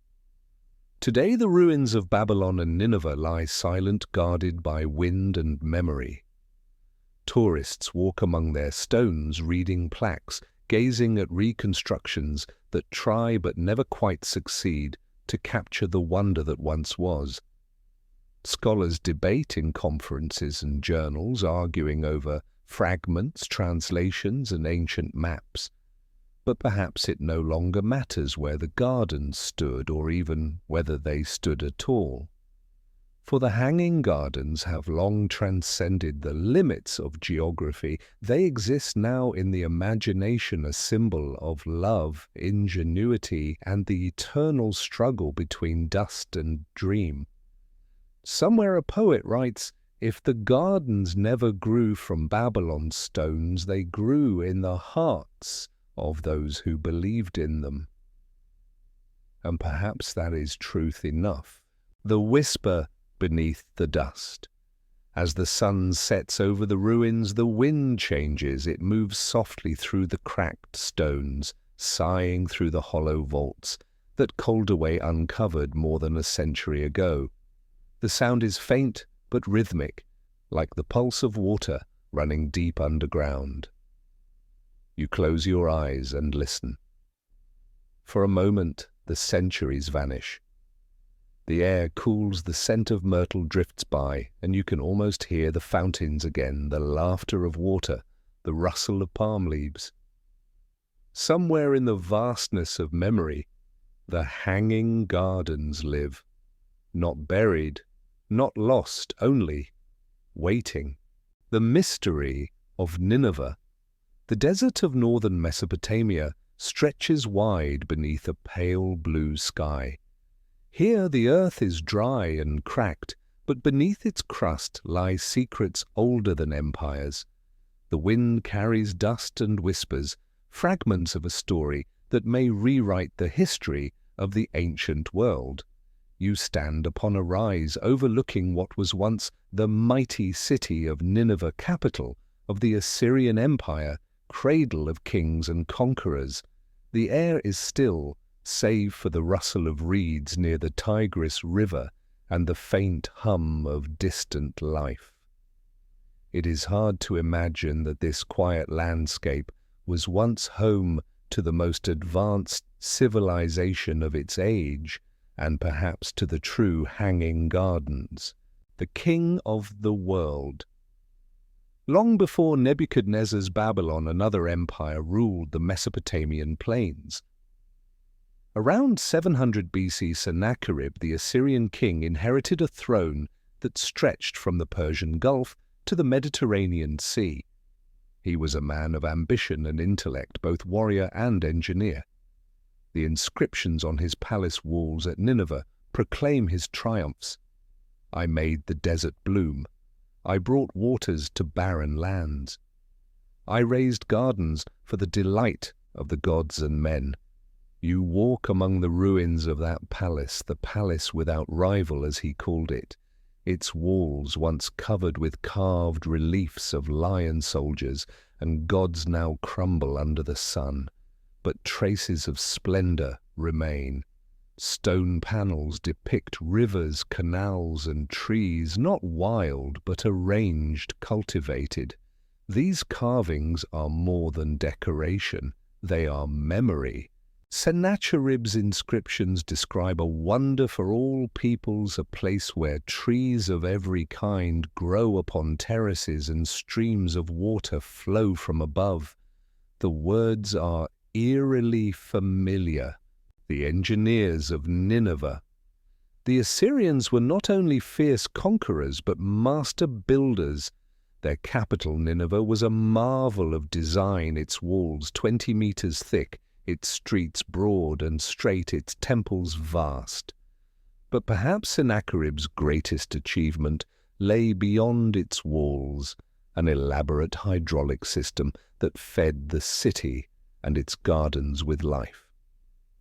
He ordered the construction of a network of canals and aqueducts stretching nearly 50 miles, channeling water from the mountains to the north. Massive stone conduits and carved inscriptions still survive today, etched with his royal boasts. Over steep ground and deep ravines I spanned stone arches for the passage of water. Modern archaeologists marvel at the sophistication of this system. It includes sluice gates, levees, and even a mechanism to regulate water flow, innovations unmatched until the Roman age. Near the ruins of Jerwan, one aqueduct remains largely intact. Built of limestone blocks, it arches gracefully over the land, once carrying water from distant springs to the gardens and palaces of Nineveh. Its stones are engraved with Sennacherib's words, "I made a canal over a great distance to bring abundant water to the city." Standing there, you can almost hear the rush of ancient streams echoing through the empty arches, water flowing toward a garden now lost to time, the garden of the gods. Imagine it as it once was, the terraces rising from the banks of the Tigris, covered in trees imported from every province of the empire. Cypress and cedar from the mountains of Lebanon, pomegranates from the western plains, figs and dates from the south. Bronze fountains shaped like lions poured water into shining pools. Terracotta pipes carried it upward through a series of spiral pumps, perhaps the very devices later known as Archimedean screws. The uppermost terrace, shaded by vines and palms, overlooked the river and the city below. This was no mere pleasure ground. The garden, like Nebuchadnezzar's centuries later, was sacred, a place where the king communed with the gods, a reflection of cosmic order made manifest in stone and leaf. The Assyrians believed that water, the blood of creation, flowed directly from the divine realm of Ea, god of wisdom, and the deep. To lift that water upward, to make it climb against gravity, was to mimic the gods themselves. Thus the hanging gardens, if they indeed stood here, were both temple and triumph, human will harnessing divine design. The clues in clay. In the archives of Nineveh excavated in the 19th century, scholars unearthed thousands of cuneiform tablets, records of trade, astronomy, and ritual. Among them are Sennacherib's own writings praising his palace garden and its wonders. One fragment reads, "To the palace I brought the waters of abundance. They flow over terraces of stone and nourish fruit from foreign lands. The scent of cedar and myrtle fills the air." These descriptions match those of Greek travelers centuries later, almost word for word. Yet the Greeks never visited Nineveh. When they wrote of Babylon's hanging gardens, could they have been describing stories passed down from older empires, their geography lost in translation? It is a compelling mystery. Perhaps the ancients, hearing of Sennacherib's wonder for all peoples, simply attributed it to Babylon, the city whose name had become synonymous with splendor, the fall of Assyria. But as with Babylon, greatness carries a shadow. After Sennacherib's death, Nineveh's power waned, his sons quarreled, his empire fractured. In 612 BC, a coalition of Medes and Babylonians, including the father of Nebuchadnezzar, stormed the city. The invaders broke through its massive walls, looted its palaces, and set fire to its temples. The waters that once nourished the gardens turned red with ash and blood. When the flames died, Nineveh was no more. Its canals filled with silt, its aqueducts crumbled, and its once mighty gardens vanished beneath centuries of dust. But stories are harder to burn than stone. The legend lived on, whispered through generations, until it reached the ears of Greek travelers who, hearing of a great terraced garden in a land of rivers and kings, wrote it into eternity, a mirror of Babylon. The tale comes full circle. If Sennacherib's garden truly existed, it may have inspired Nebuchadnezzar's later dream, or perhaps the two stories fused their details intertwined by time and myth. The two kings, separated by a century, were kindred spirits, builders, visionaries, seekers of divine order through beauty. Each ruled a great city upon a great river. Each sought to make the desert bloom. Each left behind whispers of a garden that defied the natural world. Whether the hanging gardens rose in Babylon or Nineveh, their essence remains the same: the human desire to create paradise, to bring heaven to earth, the dust and the dream. As twilight deepens over the ruins of Nineveh, the air grows cool and still. You stand beside the remnants of the Jerwan aqueduct, its shadow stretching across the land.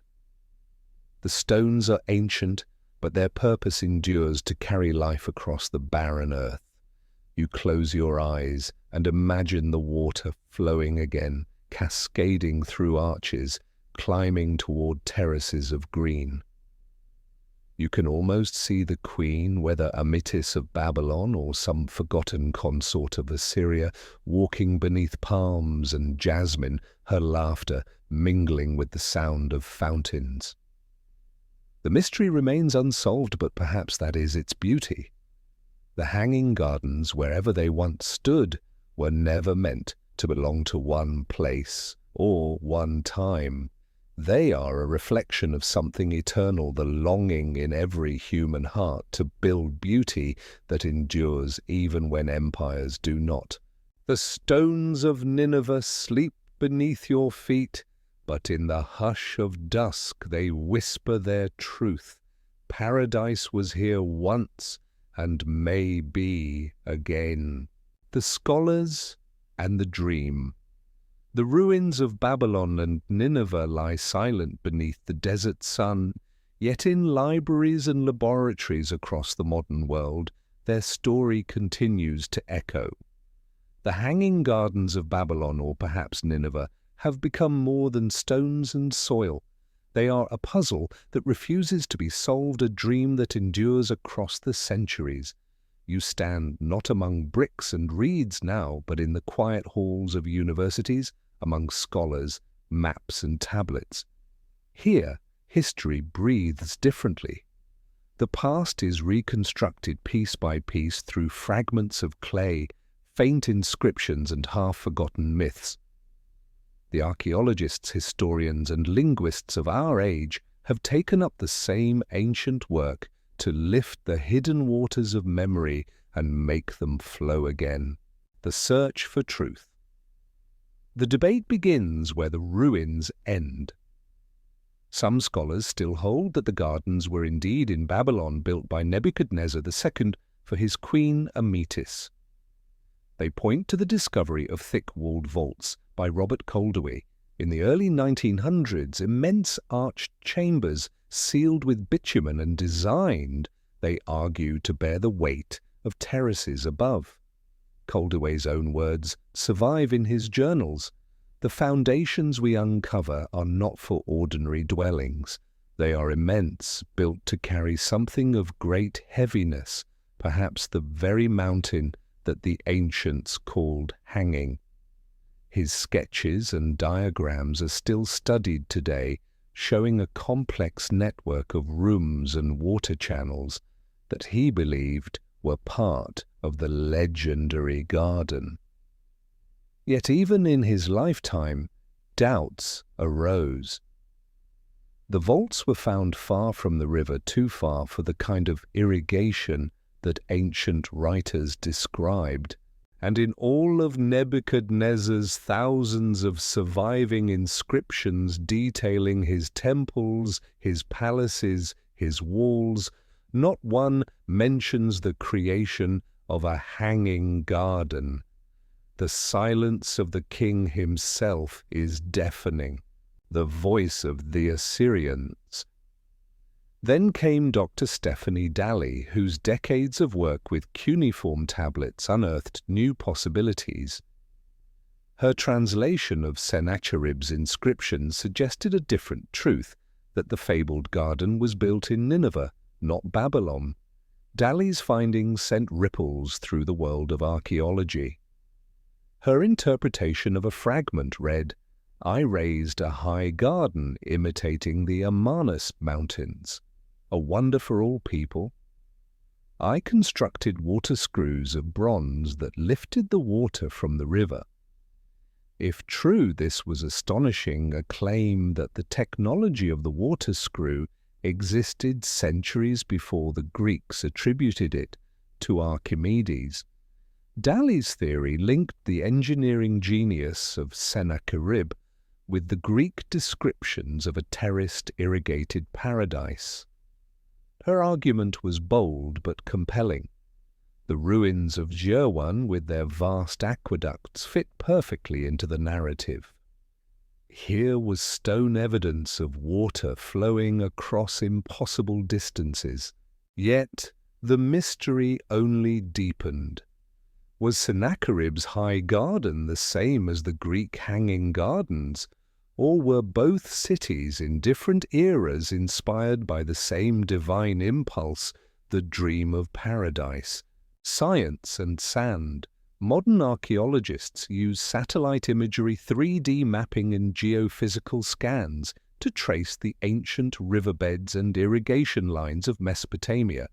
From the sky, the old canals appear like faint scars on the landscape, winding patterns that once fed entire civilizations. In the heat-shimmering plains near Hilla, where Babylon once stood, small mounds and ruined walls mark the outlines of temples and courtyards. Excavations continue, though the sands conceal more than they reveal. In Nineveh, the challenges are even greater. The region's modern history, wars, floods, and political turmoil has often halted exploration. Still, archaeologists persist. Every new find, every inscription becomes another fragment of the mosaic. One such discovery, a fragment of Assyrian relief showing trees on terraces with streams of water flowing among them, has rekindled hope. It mirrors ancient Greek descriptions too precisely to be coincidence. Could it be that both cities once had such gardens, that the dream was not singular but shared, passed like a torch between empires? The heart of the debate. In conferences and papers, the debate continues. Some historians argue that the Greeks never visited Babylon and instead compiled second-hand reports that blurred geography and memory. Others insist that Babylon's fame alone was enough to absorb any wonder, real or imagined, into its mythic orbit. The Greeks, one scholar says, did not distinguish between Babylon and Nineveh. To them, all of Mesopotamia was one vast city of gods and kings. Others counter. But the Greeks were meticulous observers. Could so many writers, Strabo, Diodorus, Philo, all describe the same wonder and all be mistaken? The truth seems to hover somewhere between the two, like the gardens themselves, suspended between the real and the imagined, between the rivers of the Tigris and Euphrates, a wonder reimagined. Artists and architects of our age try to reconstruct the hanging gardens from surviving descriptions. Their drawings fill museum halls and digital archives, each different, each beautiful in its own way. Some imagine grand stone terraces, dripping with vines and blossoms fountains bursting into sunlight. Others show soft hills of greenery rising from brick vaults, water gliding silently through hidden pipes. In every version, the same spirit endures a defiance of desolation, a triumph of human will. Even without proof, the Hanging Gardens live on as a symbol of possibility, a reminder that civilization itself was once born from water faith and imagination.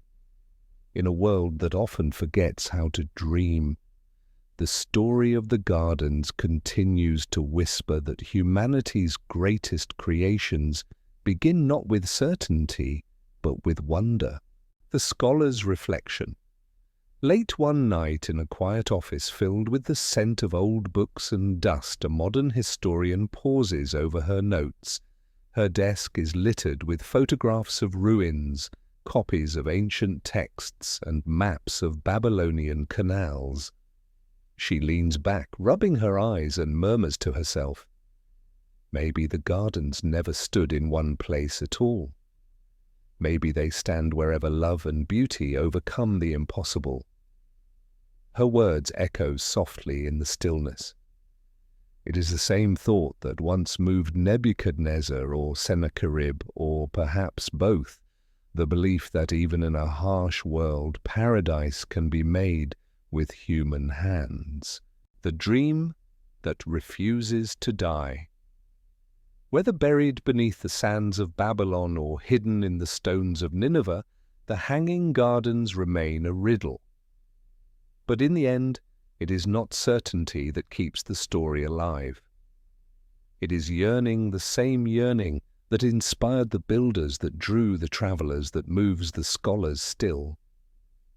In every age there are those who look upon barren ground and imagine green, who hear silence and imagine fountains, who look to the heavens and imagine a place where earth and sky meet. And so the search continues not only in the soil of Mesopotamia, but in the hearts of all who believe that even the dust remembers beauty.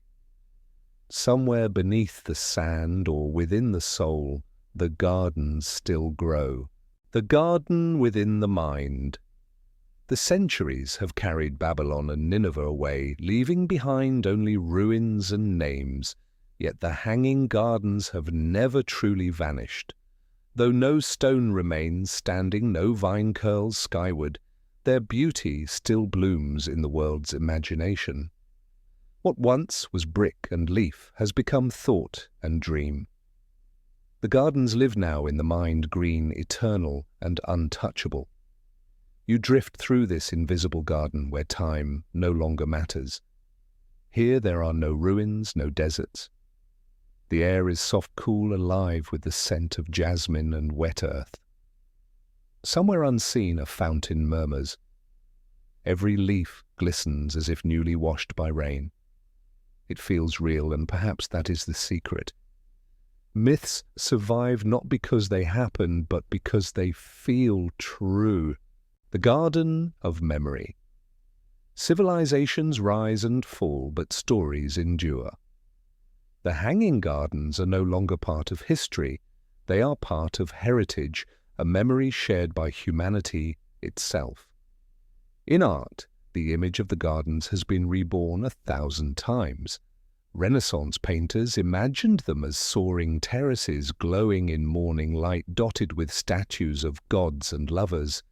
Victorian illustrators, inspired by exploration and empire, drew them as paradise rediscovered, vines spilling from marble columns, waterfalls gleaming like crystal. In modern times, architects and filmmakers recreate them in shimmering glass and digital light, a vision of harmony between nature and civilization.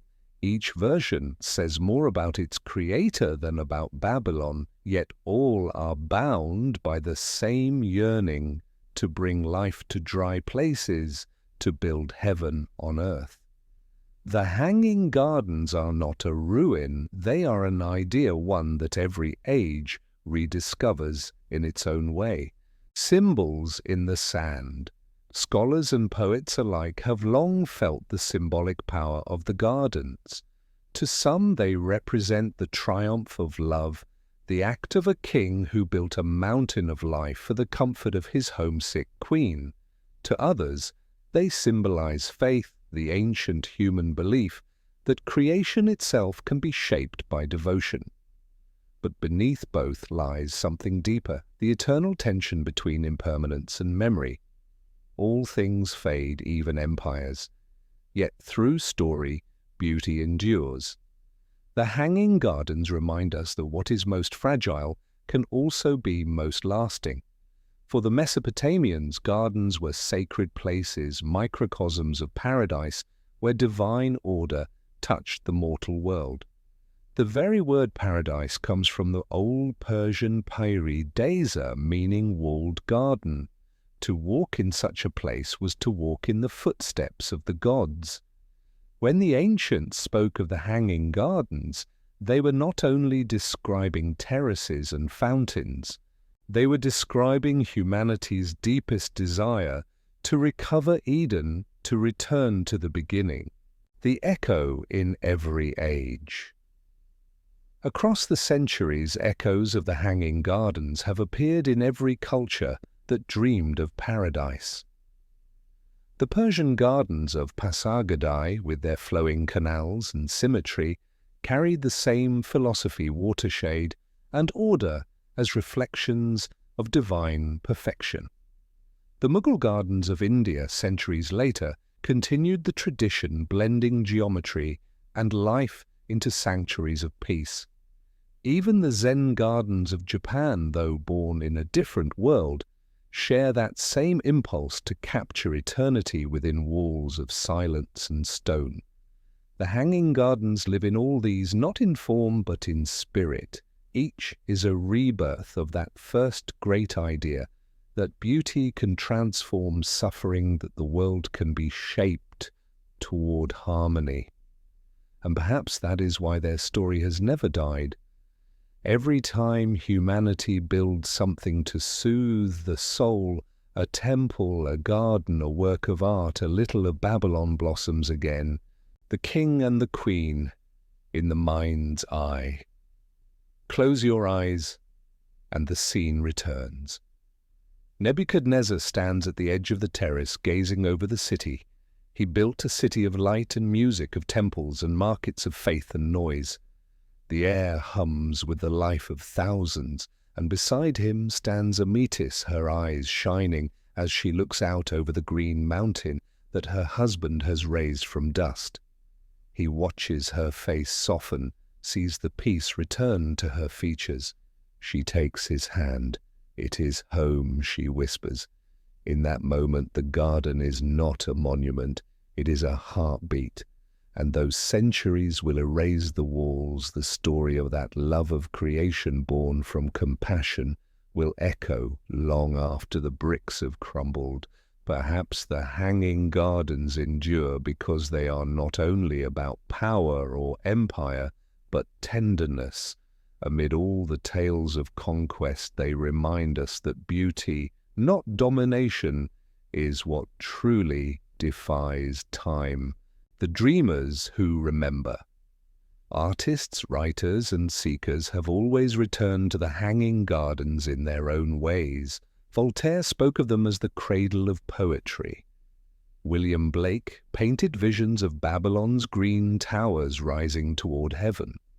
Jorge Luis Borges, the blind Argentine poet, wrote that to dream of the hanging gardens is to remember what never was yet always will be.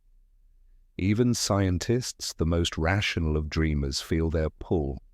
Archaeologists crawl through the dust of Mesopotamia, brushing ancient bricks with reverence, chasing not only history but hope. Historians debate the details endlessly, but all are united by the same longing to touch, even for a moment, the miracle that imagination built. And in doing so, they keep the gardens alive. The garden as reflection. When you picture the hanging gardens now, you might see your own reflection in them. You might see your longing for peace, your wish to make something beautiful last. In that way, the myth becomes a mirror, one that shows us not the past, but ourselves. Every generation rediscovers its Babylon, builds its own version of paradise, and faces the same truth that beauty is fleeting, but the desire to create it never dies. Maybe that is what the ancients understood best. The gardens were never meant to last forever. Their purpose was to remind us that life, like water, must flow, that the act of building beauty is itself divine, even if the walls crumble. The hanging gardens live wherever someone plants a tree in the desert, paints a mural on a cracked wall, or writes a story that keeps the past alive. The eternal bloom. In the hush of twilight, as you wander through this imagined garden, the air begins to shimmer. The vines glow softly, the fountains sing once more. The stones beneath your feet are warm, pulsing faintly like a heartbeat. You realize you are standing not in a ruin, but in a thought, the garden of human imagination. It has no walls, no single river. It exists wherever memory and hope meet. The hanging gardens of Babylon or of Nineveh or of nowhere at all remain not as history, but as promise. They bloom within us in every dream that refuses to fade, in every act of love that dares to defy the dry wind of time. And so the story lives green and eternal, the garden that hangs not from stone, but from the branches of the human spirit, under the eternal stars. Night returns to the plain between the rivers. The wind moves softly across the earth, carrying with it the faint breath of ages. The ruins of Babylon shimmer in moonlight, faint outlines of walls, scattered bricks, the bones of what once was the heart of the world. Somewhere beneath this ancient dust lies the memory of water, the echo of leaves rustling in the breeze. The gardens may be gone, but the stars above them remain unchanged. They have watched empires rise and fall, and they will watch still forever, patient, forever shining. You walk through the sleeping landscape. The desert air is cool against your skin, the sand whispering underfoot. A crescent moon hangs above, silvering the ruins. The Euphrates hums in the distance that same eternal song it has sung since before Babylon's first stone was set. It is easy to imagine that if you listen closely enough, you might still hear the laughter of fountains somewhere beyond the veil of time, the breath of the past. In this hush, the boundaries between centuries dissolve. You can almost see it, the Babylon that once was. The walls rise again, bright with glazed brick and gold. The Ishtar Gate gleams in cobalt blue lions and dragons striding boldly across its face. The processional way hums with life merchants calling camels groaning priests chanting hymns to Marduk. Beyond the palaces, the terraces lift toward the heavens, tier upon tier of green dew, catching in the first rays of dawn. For a heartbeat, you are there again. The sound of running water fills the air, and the perfume of myrtle and cedar lingers. A woman's voice, soft, melodic, sings in the tongue of the Medes.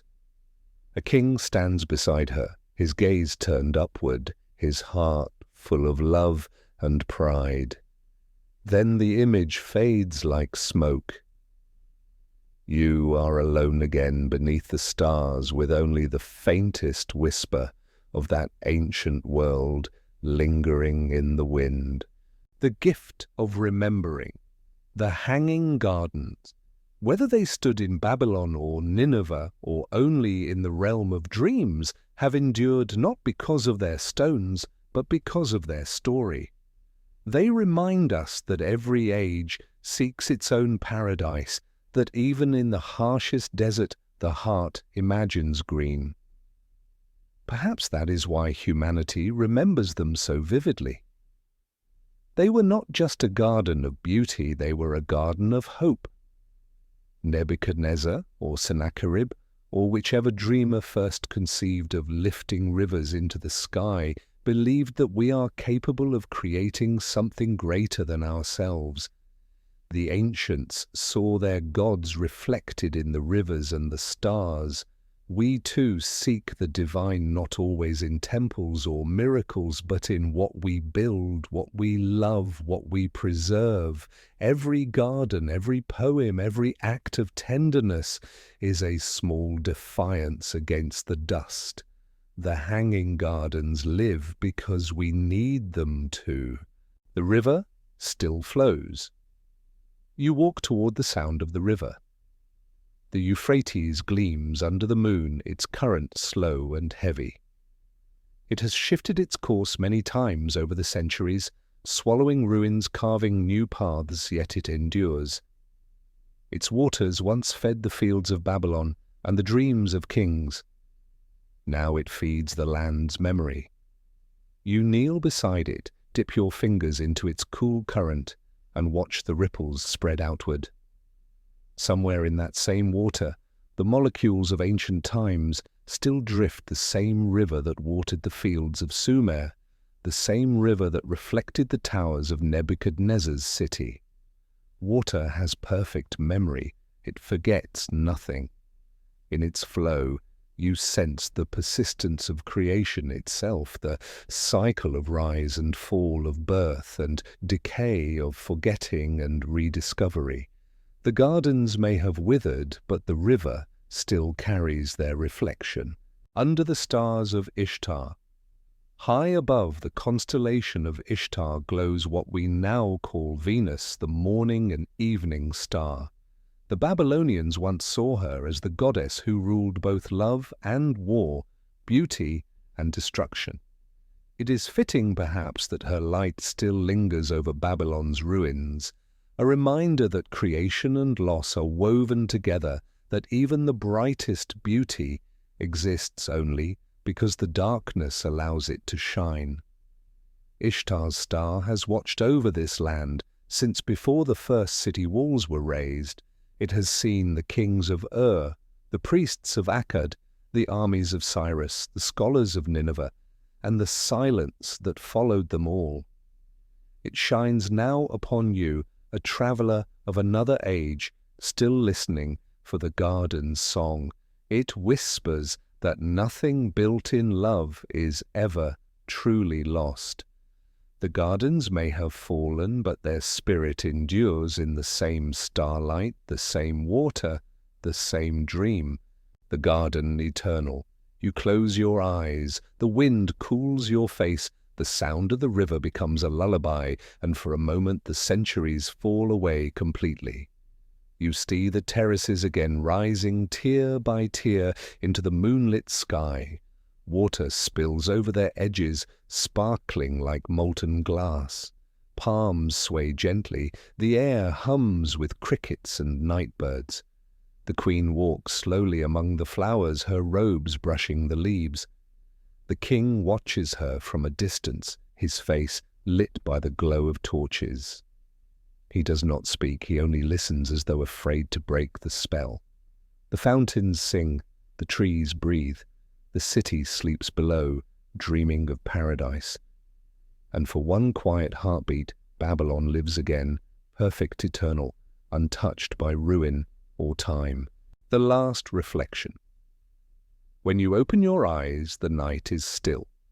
The river flows as it always has, the stars shimmer above the silent ruins. Yet something feels changed, as if the past and the present have intertwined for a brief, sacred moment. You understand now that the hanging gardens were never meant to last as stone. Their true purpose was always this, to remind us that beauty once imagined never truly dies. It may vanish from sight, but it continues to live in every mind that remembers, in every soul that believes that from dust life can bloom again. The ancients built their wonders from faith. we rebuild them from memory. Both are acts of creation. Both are prayers in their own way. The desert hums around you, soft and infinite. The stars wheel slowly overhead, reflected in the dark water. Somewhere, perhaps in another time, Nebuchadnezzar and Amytis still walk among their terraces, their voices mingling with the fountains. Somewhere the garden still hangs alive in the quiet heart of eternity. And so you rest. The night deepens. The river murmurs. The sky bends close its stars bright and forgiving. You lie upon the warm sand and close your eyes. The wind sighs across the ruins, carrying faint echoes of leaves of water of love. In the distance, dawn begins to rise, faint, golden, timeless. And as you drift into sleep, you know that the story of the hanging gardens, like the river itself, will never end. It will flow forever through memory, through myth, through the garden, within every dreaming soul.